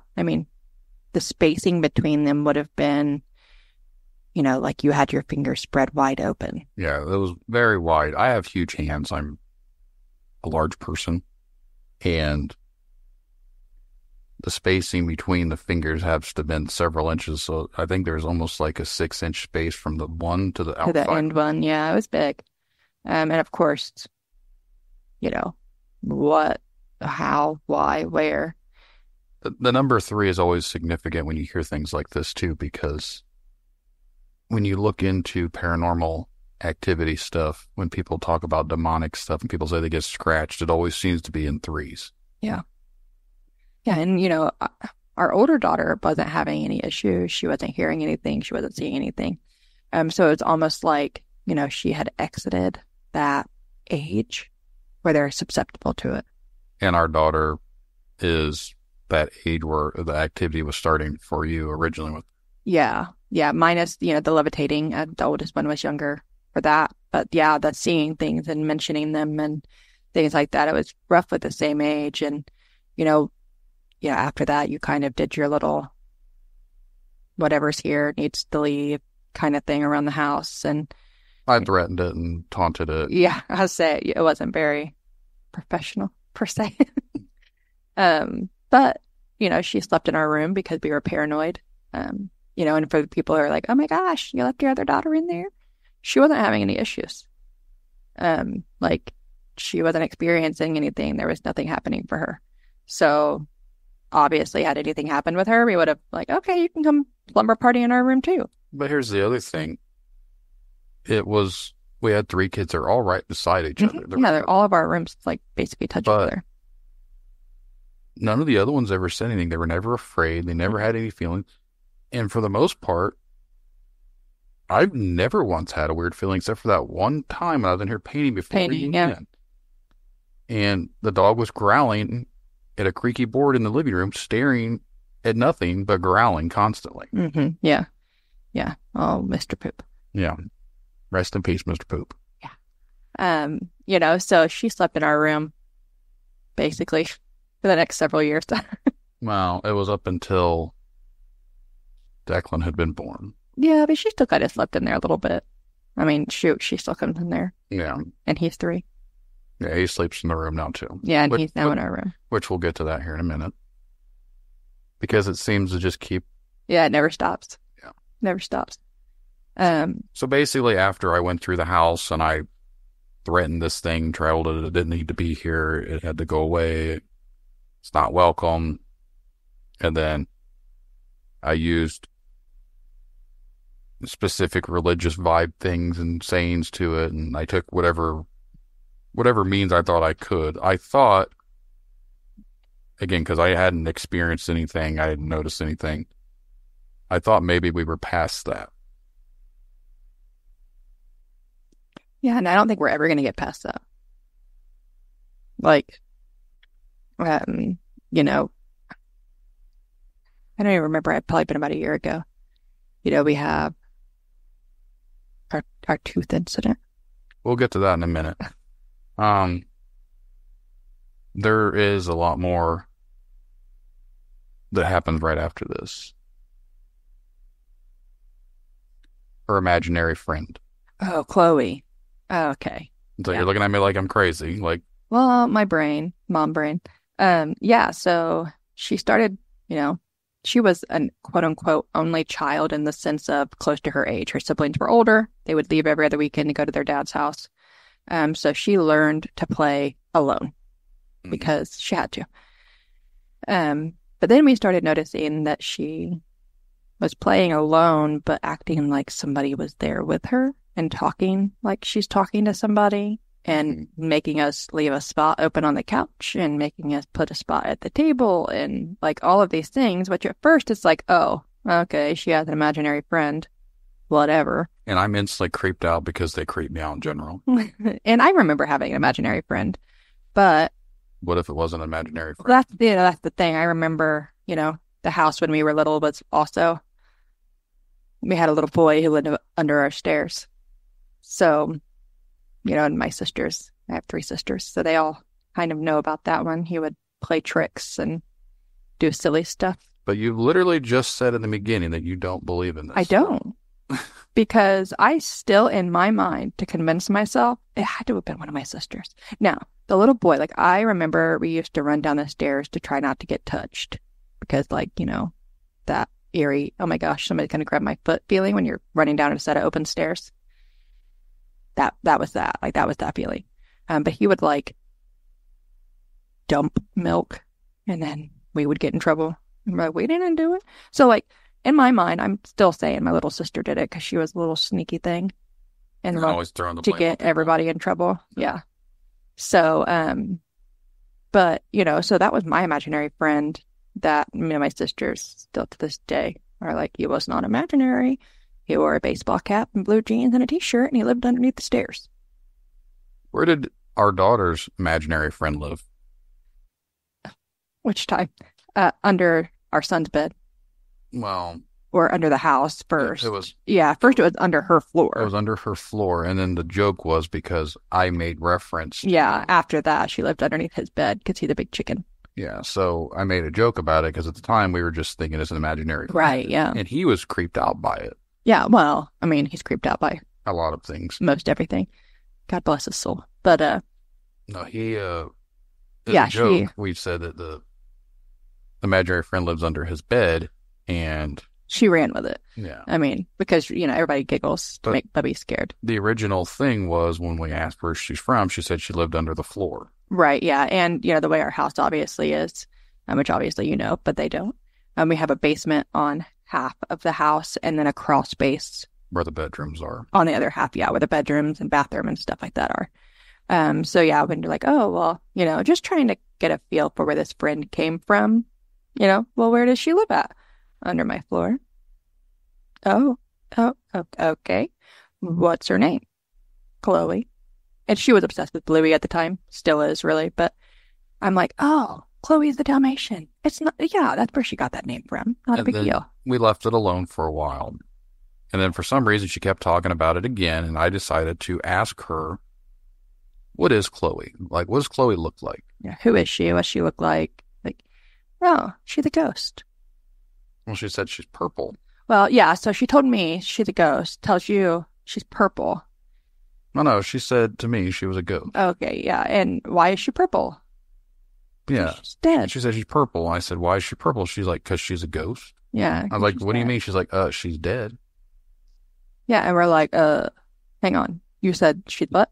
And then you had her draw it. Yeah. Like, what does Chloe look like? And it was a creepy, I wish we still had it. Yeah. Purple figure with funky eyes and Yeah. then you didn't ask. You told her that she has to tell Chloe she is no longer welcome here and she needs to leave. Right. And at that time, we also had noticed in the top corner of her bedroom, there would be water droplets. Not like droplets that are dripping, because like her bed was never wet. The light underneath her bed was never wet, or underneath that spot was never wet. They just were there. And we kind of said, oh, it's condensation because, maybe the wind's coming from that way or whatever. And that room is always the Colder. coldest room in the house. We've had someone go up into the attic and look, and it's completely bone dry in that corner. Yeah, because we were like, oh, crap, maybe the roof's leaking and there's a warranty on the metal roof. So we need to see if it's leaking. And they're like, nothing's leaking in here. Yeah. So, and the fact that it didn't drip, but we could wipe it off with a rag. Yeah. It's still strange. And we bought covers for the vents to make sure it wasn't a condensation thing. We put the bed over the vents, and it still appears. Mm-hmm. It's not all the time. Mm-mm. It's not just always holding water dripping, but doesn't really drip. It literally only does it every once in a couple of months. Yeah, and at first we noticed it the first time ever in the wintertime, Right. which is where that condensation thought came from. But then we've noticed it in every season since then, And there's no explanation as to what it's from. or why it doesn't drip like normal water. Right. Yeah. Now, during this whole time, when this was going on, and she would come into our room, or she would be staying in our room, she would tell us she had bad dreams. Mm-hmm. Yeah, and that was something I even mentioned to you, I think, a couple times. Like, Ava used to do this, all the time. Like, the oldest always said she had bad dreams. She had bad dreams. Even the nights that she didn't wake up screaming right into my room, she had bad dreams. Right. So, we kind of thought it was strange that these dreams were happening to her too. Mm-hmm. But obviously everybody has bad dreams. Right. It's, the way our brain unfortunately functions. But this became a very, very regular thing. Yeah. And she's always wanting to be in our room. Our son had been born just about 9 months after we moved in. We moved into a smaller house. Thinking we were done having kids. And as we're moving in, Yeah, I don't even think we were completely moved in We yet. weren't. I think you guys were out in the backyard unloading stuff, and I had gone to the grocery store and was like, I really want this drink. Oh, crap. And that's how it went. But yeah. Yeah. So yeah, he was just born right after we moved in, and we ended up putting a pack and play in the bedroom, not for the baby, but for the toddler, because she still would not sleep in her room. Right. And she started to, after the whole Chloe incident, she didn't talk about Chloe anymore, but she started to talk about something else, and I forget what it was, but I told her to stop talking to things. Yeah, because she was telling the other two kids about it too, and they mentioned, that's weird. Why is she being creepy? Right. I don't even remember what it was. I just told her, like, you just need to stop talking about it. Yeah, I don't either. Don't talk to these things. Don't. It was something in the car. Like, we were in the car, and she mentioned we were going to Walmart. And she mentioned it, and we were kind of like, what? And then she mentioned it again here at the house. And you were like, no, like, we told you Chloe had to leave. Nobody else is coming here either. Where did she tell us Chloe went? Do you remember? The other side, or she went on, or something like that. She's on the other side now. Yeah, so it was something really strange. We were like, ugh. I was like, the other side of what? She's like, the world. Yeah, and we're like, okay. Like, she went to the other side. Yeah, so, and, obviously. A 3-year-old should know. Yeah, I was going to say, like, young kids don't. It's understand that. Very weird to say certain things like that. And for anyone listening, like, oh, she's really young. You don't know our daughter. She is so stinking smart. And we're not just saying that because we're the parents, but like literally. We just had our parent-teacher conference, and they were like, yeah, she's at the top. Like, she is so smart. Yeah. So. She's always been able to talk. Yeah. She's a very young age. Yeah, full sentences. Yes. Yeah. Before she was 2 years old, she could have full conversation with you. Yeah. So that is why I thought it was weird when she was having these conversations with things that aren't there. Yeah, they don't exist to us, at least. So we thought we were done with all of that. We thought wrong. I started doing this show. So everyone says, oh, because of what I do, I bring in these bad things. Vibes, and you open doors. But this all was going on prior to me ever doing this. Yes. I've been doing this for a little over 2 years, and the weird stuff had been going on prior to that. Yeah, we've been here for 4 years, so. And started doing this. She started having the bad dreams. When she was in school, she was going to preschool at 3. She loved school, still loves school. But do you remember that little bit of a phase that winter that she didn't like go? She was crying a lot. They even asked her if there's many changes at home. If there was something happening at home that they should be aware of, or like what's going on. And I mean, we kind of tried to push it off as she's just going through an emotional 3-year-old toddler stage, because, they say that terrible 2s, treacherous 3s. But this was excessive. I mean, she would just have outbursts to the point where she was unconsolable. And there was no explanation as to why. At least not that we could immediately think of. Yeah. When I started doing this show, someone had sent that warning to me. And it was some random person on a Facebook comment that I don't know, but they claim they worried about me and my family. And I said, what do you mean? And they said, well, when you start looking into things start looking back. And I didn't take any believable credibility or anything about that, because we literally laughed about it. Like, when you came upstairs and you were telling me, because, you used to record in the garage and then in the basement and all that stuff, you told me about it. And I was like, oh my gosh, like, how ridiculous. They're trying to scare you. Yeah. It didn't work. Here we are 2 years later. Yeah. Like, but I tend to agree, though. No, I absolutely do. Yeah. Like, my perspective has changed a lot, because when I started doing this show, I didn't imagine, here I am 150 something episodes into it already, that this would be where it's even at today, but not even that, but like my whole believable side is whatever. Like, I had my own opinions. I'm very skeptical, but I'm a lot more open to things now than I ever have been. And I don't know how to go about it. And like I said, you don't want to believe. No, because that makes it real. I'm not saying that they don't exist, but I refuse to say yes. You don't want to give it power. Yeah. We've had this conversation. We have a lot. So after the whole incident went by, I kind of put this show on the back burner for a little bit because that's when I was doing About 6 months, wasn't it? Well, I'd stopped recording in March, and I didn't start back up till July. Yeah. So about 4 months. But I was doing the other show, but I had so many of these episodes banked that I didn't do the interviews, but I still was releasing stuff up until the end of April. So there was like a 3-month gap of me not doing stuff. Everything seemed to be okay. No, it was normal. Like, her dreams were better. So I was just going to be done because I felt like maybe this was my fault. And as a parent, you don't want to do that type of stuff. But then, for some reason, the show had started gaining a lot of traction. And people started messaging me, when you're going to release new stuff. Someone wanted to come on the show. I had people reaching out to me. So I said, all right, well, I'll start it back up. And we'll see what happens. And for several months, everything was fine. There were no issues. And then our oldest decided to bring people over about a year ago now. And what did they decide? What did they decide to do? Well, so we were upstairs again. Our oldest kids' rooms are in the basement. Like he said, we did move into a smaller house and then found out we were having another kid, so had to add some bedrooms. And one of them, so my son had, nobody here, so he wanted to hang out with his sister and her friends. So he decided to help, and they come up and like, do you have any candles? And I'm like, no, not really, but I have this one, like it doesn't smell good necessarily.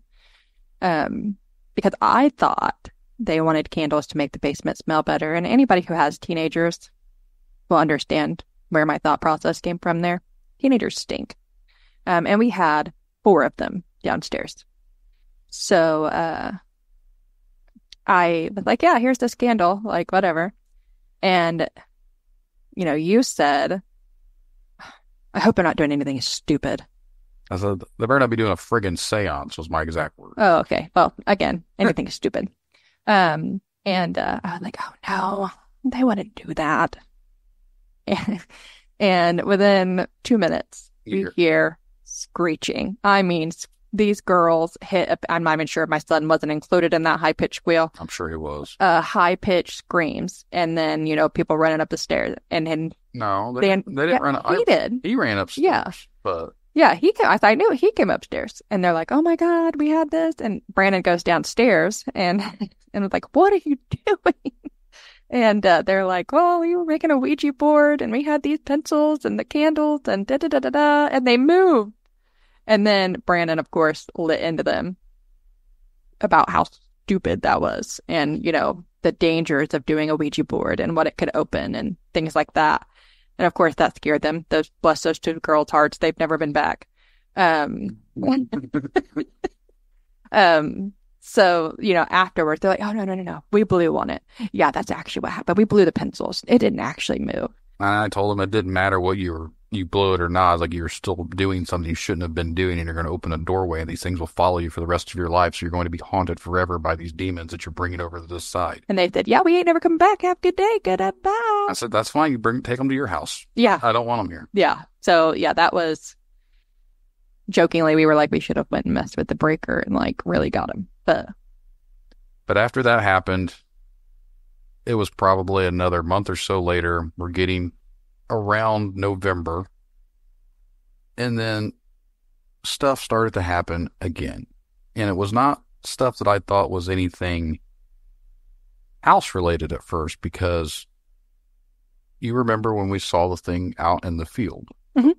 Yeah, well, and before that, we were convinced that there was like flying saucers or something, and it ended up being Starlink.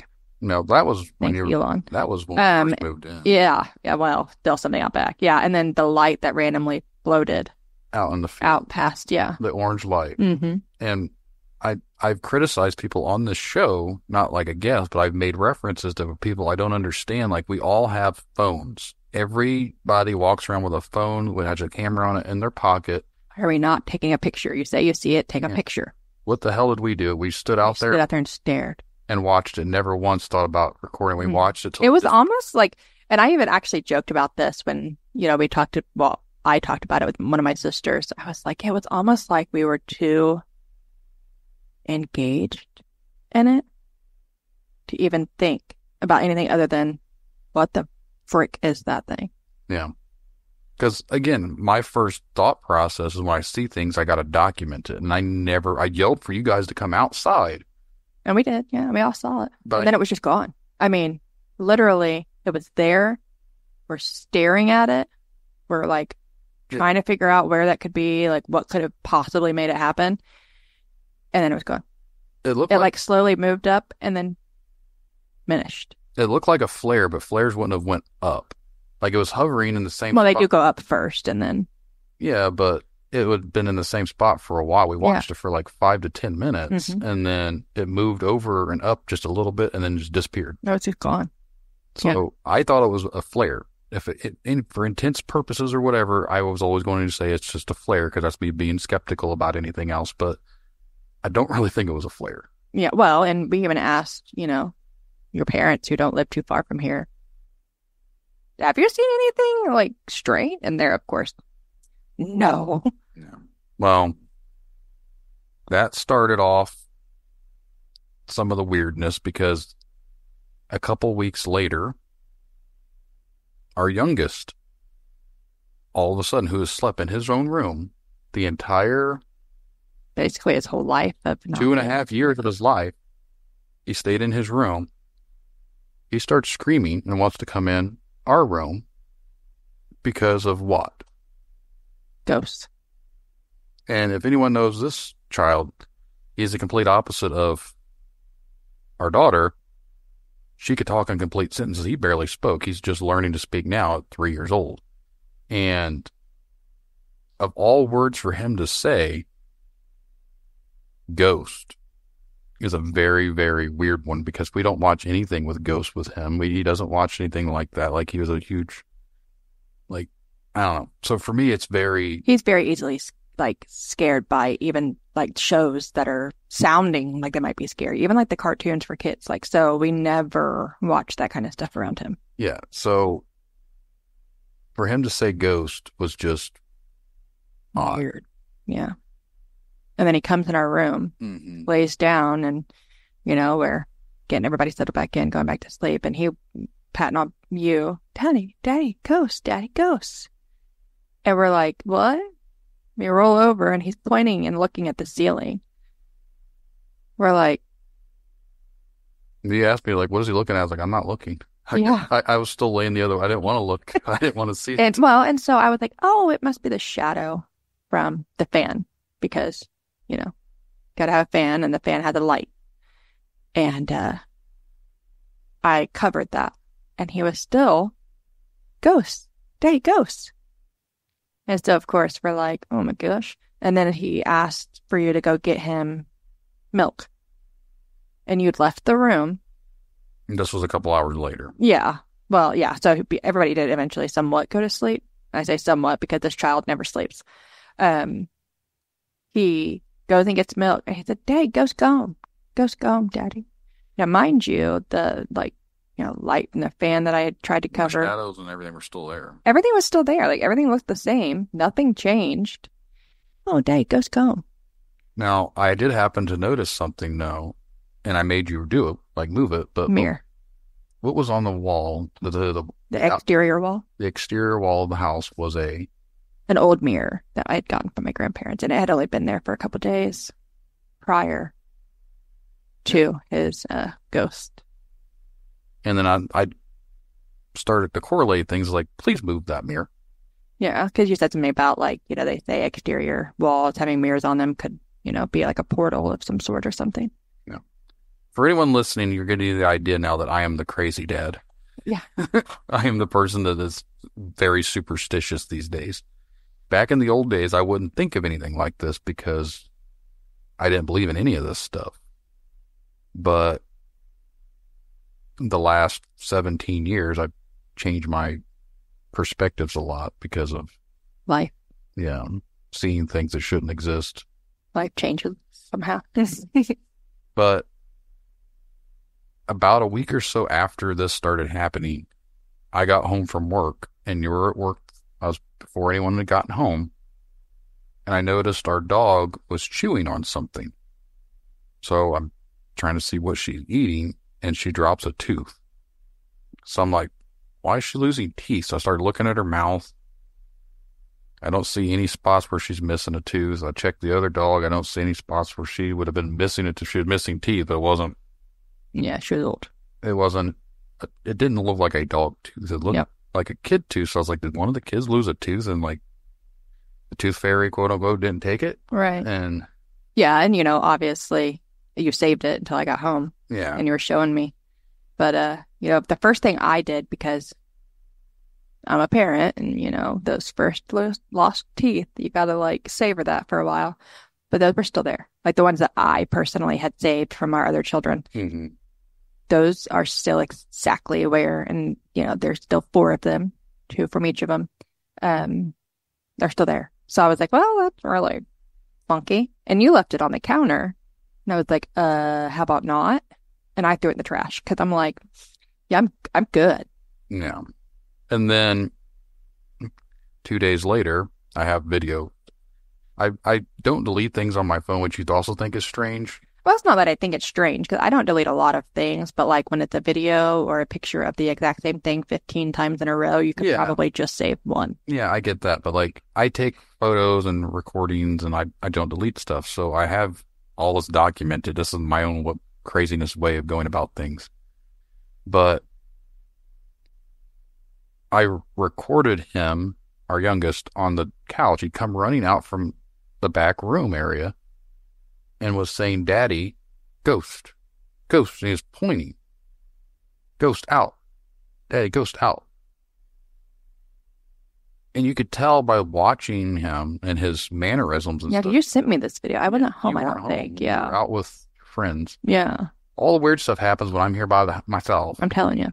So everything happened with Mom not home. Right. And he's freaking out because there is a ghost somewhere, and he crawled up on a couch in that video with you, and it's like cut it up behind you. Yeah, because of something pointing back. Yeah, ghost. Something scared him from that back area. Mm-hmm. So I didn't see anything, nothing strange.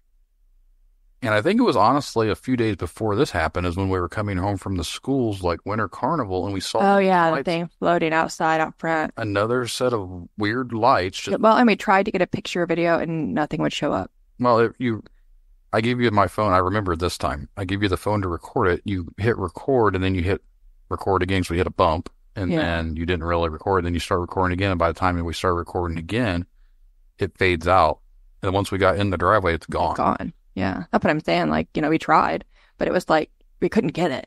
No matter what we did, we couldn't get it. Like, we saw that the 4-way stop sign, and I'm like, it was only like a couple weeks prior that I was like, we didn't record the last time we saw something weird, so I'm definitely going to record it now. And by the time we got to actually recorded it.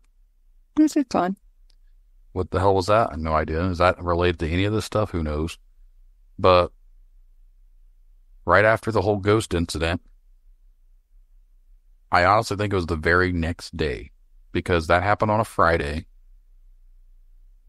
The next day would have been Saturday because that Sunday we had Christmas with your family. Yep. And we were telling them about it. Well, that was the day that I'd woken up. I'd had that dream where these little pink... you still have it. It pisses me off. My reference earlier, aliens aren't abducting you, not even in your dreams. I don't find it amusing. I'm glad you do. My son is screaming help. He's screaming for daddy, daddy. And these pink little fleshy looking, probably 3 foot tall, humanoid looking figures are taking him away. And he's screaming for me and I am kicking, I'm punching, and I'm going after all these things to try and get to my son. And one of them comes up to me and touches my nostril, and she's over here laughing for anyone listening. Like she's just like losing it because she thinks this is just hilarious. I think the next part is the funny part. It isn't funny. Like you're laughing because it's a nervous laugh. Don't act like you know me.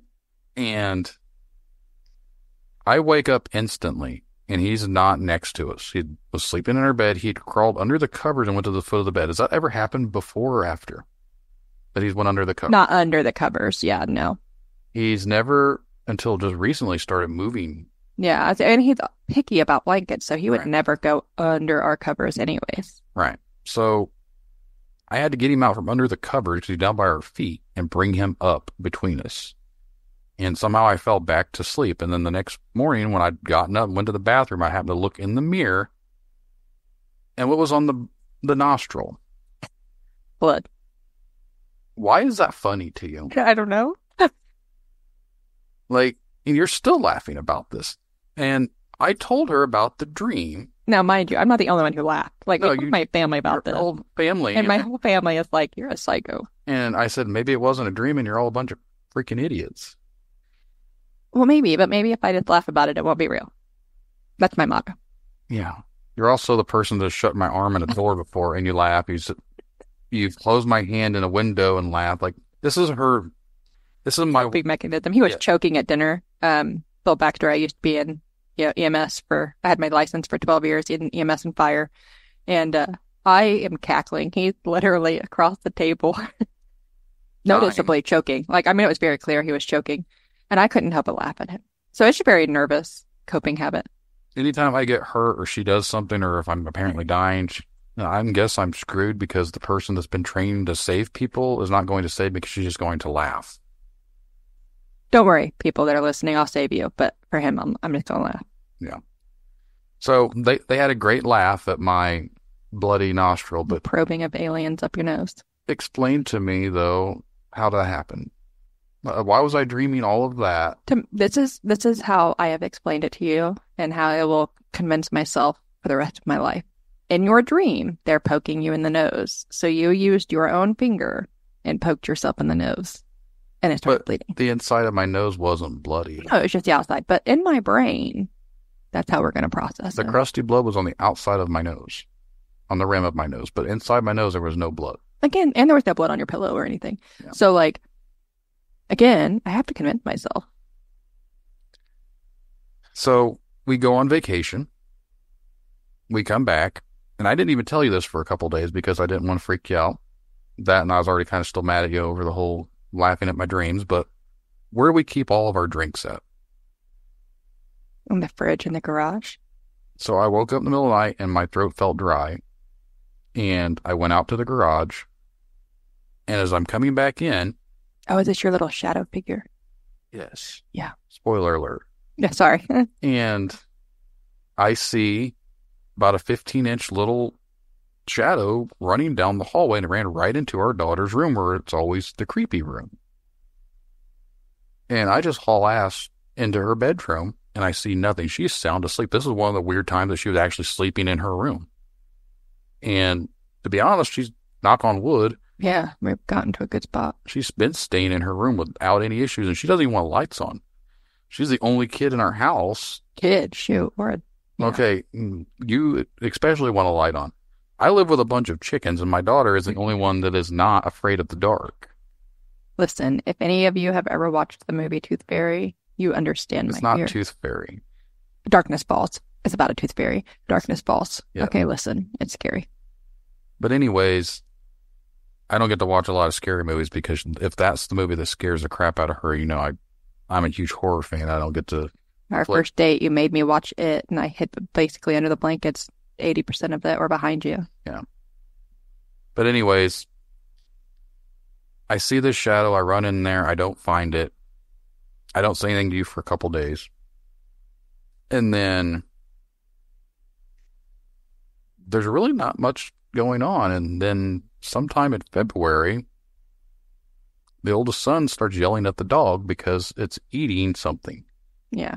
Which, you know, she's notorious for finding anything and chewing on it.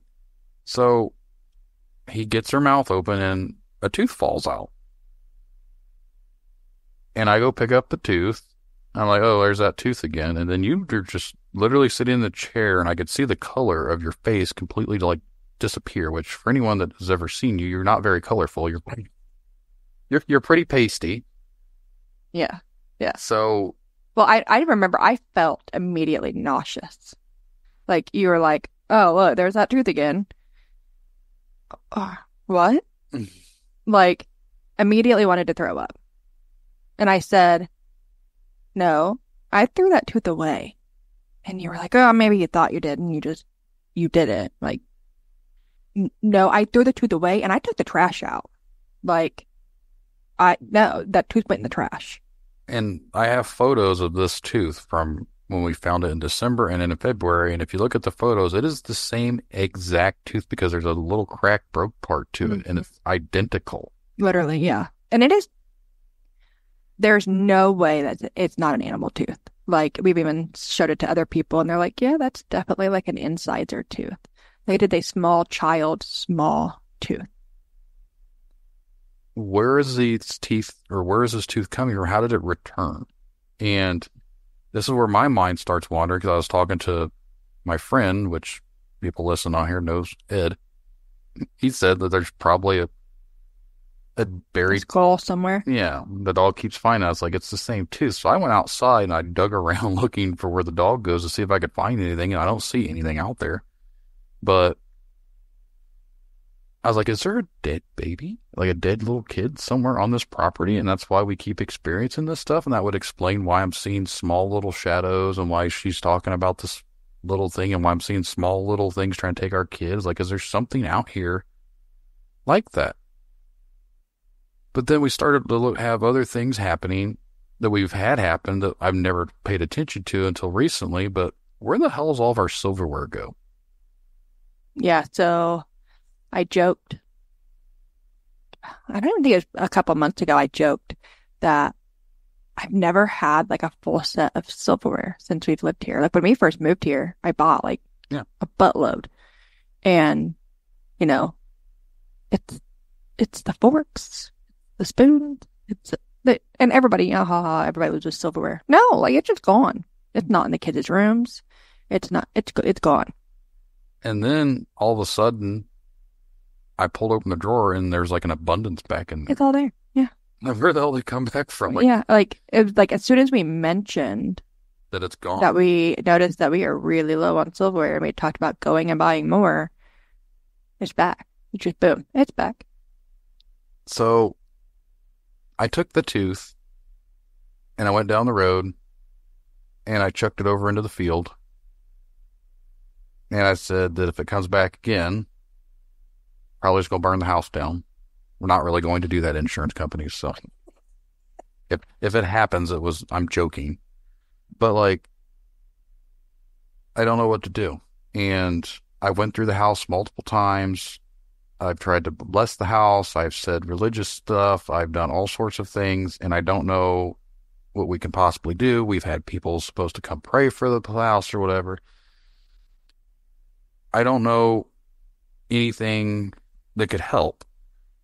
But everything was fine for a while until about June. Someone had actually asked me on another show, has there been anything going on in the house recently? I said, no, honestly. I was like, man, since I got rid of that tooth, I said, we haven't had any sort of issues. Very next day, I'm down in the basement recording. He jinxed it. That's what happened. He talked about how it was going great. You asked me to go out and put the chickens up. How long does that take to do? Like maybe 5 minutes. Maybe. I come back down into the basement, and I notice that there is a fly sitting dead on my desk. I'm like, I didn't think a whole lot about it. Like, well, that's weird. And I just start editing again. I look over, there's another one. And then I just started to look around all the way around my desk. I have a wraparound desk. There were literally 27 dead flies, dead green metallic flies, just on my desk. They weren't on the floor. They weren't anywhere else. And there's a lot of stuff down there. Like, you know, we have my tables and desks and stuff over across. We have boxes.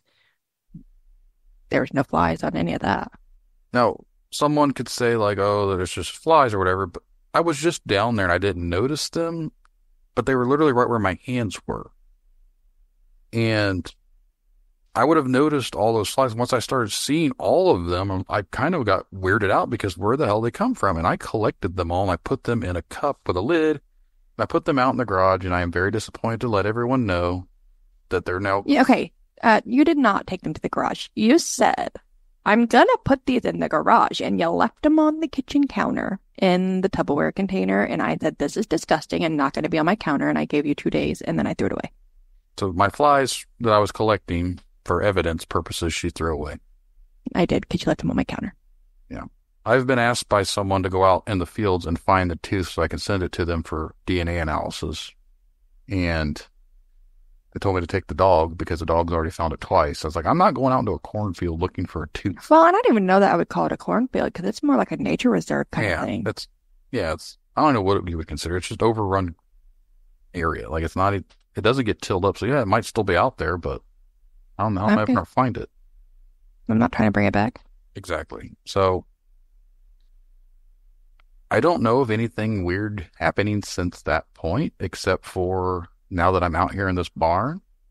And then we've had weird stuff, like your cameras noticed some stuff. Yeah, I have security cameras in the barn, and it always detects movement. Well, since it's been out here, it hadn't detected anything. And that one day that we weren't actually home, it detected, and it records there is a shadow that moves, which there's curtains in here, so where did the shadow even come from? And this shirt on the wall starts to move, but I want to say the air conditioner kicked on and made everything start moving. But when I got home, the air conditioner was on auto run, like it wasn't auto, it was just on. Like it's on constant run. Yeah, it was not shutting off, like it was just always running. So why was it the thing not blowing the whole time? And then all of a sudden the shadow moves and now it starts moving. So it's like, and the thing starts moving in the direction the shadow went. Like you see the shadow move, and then like 3 or 4 seconds later, yeah, we didn't even notice the shirt on the wall at first. Yeah, someone else had pointed that out. So we noticed the one like behind the camera where you could see the shadow start from. Like we noticed that one, but we didn't notice the shirt until somebody else said it. Yeah. So there's that, and then now that I'm out here, I hear random noises out in the corn. I heard them yesterday. It was kind of creepy, but I just was saying it. I was saying it was a deer. Oh, probably. Or bunnies or, whatever. I just heard the corn rustling. So, yeah, I will come out here at like 11 o'clock at night from doing interviews, and I hear noises in the corn. I was like, man, I'm waiting for Dog Man or whatever to come running out at me, and then I'm going to get into a death battle because I'm not running from it. I'm running to it. And I am not coming to help you. It's dark out here. Yeah. So. Yeah, I'll be laughing. But that pretty much is the gist of your weird stuff. And that Jerry that I'd interviewed, which was on previously. So for this Halloween special episode, you've got to hear 2 different interviews, but the similarities are kids are creepy, especially little girls. Little girls, yeah. That have run-ins with little... things. We don't know what they are. Things. That don't make any sense. So, I want to say thanks for actually being involved. Yeah, you're welcome. People might see her at some of the conventions and stuff that I've been at, but she doesn't even listen to my show. She's not a... I'm just here for support. Yeah. If I'm there, make sure you still come say hi. I'll say hi back. I'll probably be the one to talk to you, not him, honestly. Yeah, you're more outgoing than I am. Yes. Which is funny that I do a show. Yes. Yeah. I do want to say, though, like, even though you're obviously listening to this, please don't message me with your creepy stories. Please don't message him. I've had somebody do that, and it really creeps me out. Yeah. So, leave my wife alone, I guess. Yeah. I've listened to my story. It's fine. But, yeah, keep messaging him. Mm-hmm. Well, I want to say thanks for being the supportive wife you are and coming out here and letting the audience hear something not just from me for once. Yeah, you're welcome. Give validation to my craziness. I can't validate that, but on that note, we're going to wrap this one up. So I hope everyone enjoyed this extended Halloween episode. So thanks to Jerry, thanks to Emily, and thanks for listening.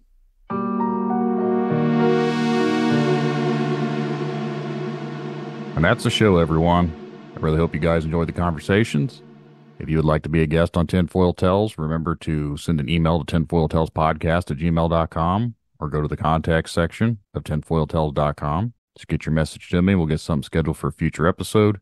And just remember, the truth lies in the stories we share. the connections we make. Stay curious, stay open-minded. Thank you all for joining us on this journey. And until next time, keep questioning, keep seeking, and keep exploring the unknown. Good night, everyone. Tinfoil Tales in the headphones. Yeah, it's time to rock. Got a story about a cryptic creature. Let's take a walk. Bigfoot, dogman, they're out there in the dark. But the truth is out there like an neon spark. UFO sightings got the whole world shook. Conspiracies unfold like a story in a book. Media control, trying to keep us blind. But I won't be fooled, gonna use my own mind. In history, they don't want us to know the secrets they're hiding, the truth they won't show. Dominant of society, they keep us in chains. But I'm standing tall, it's time to break the reins.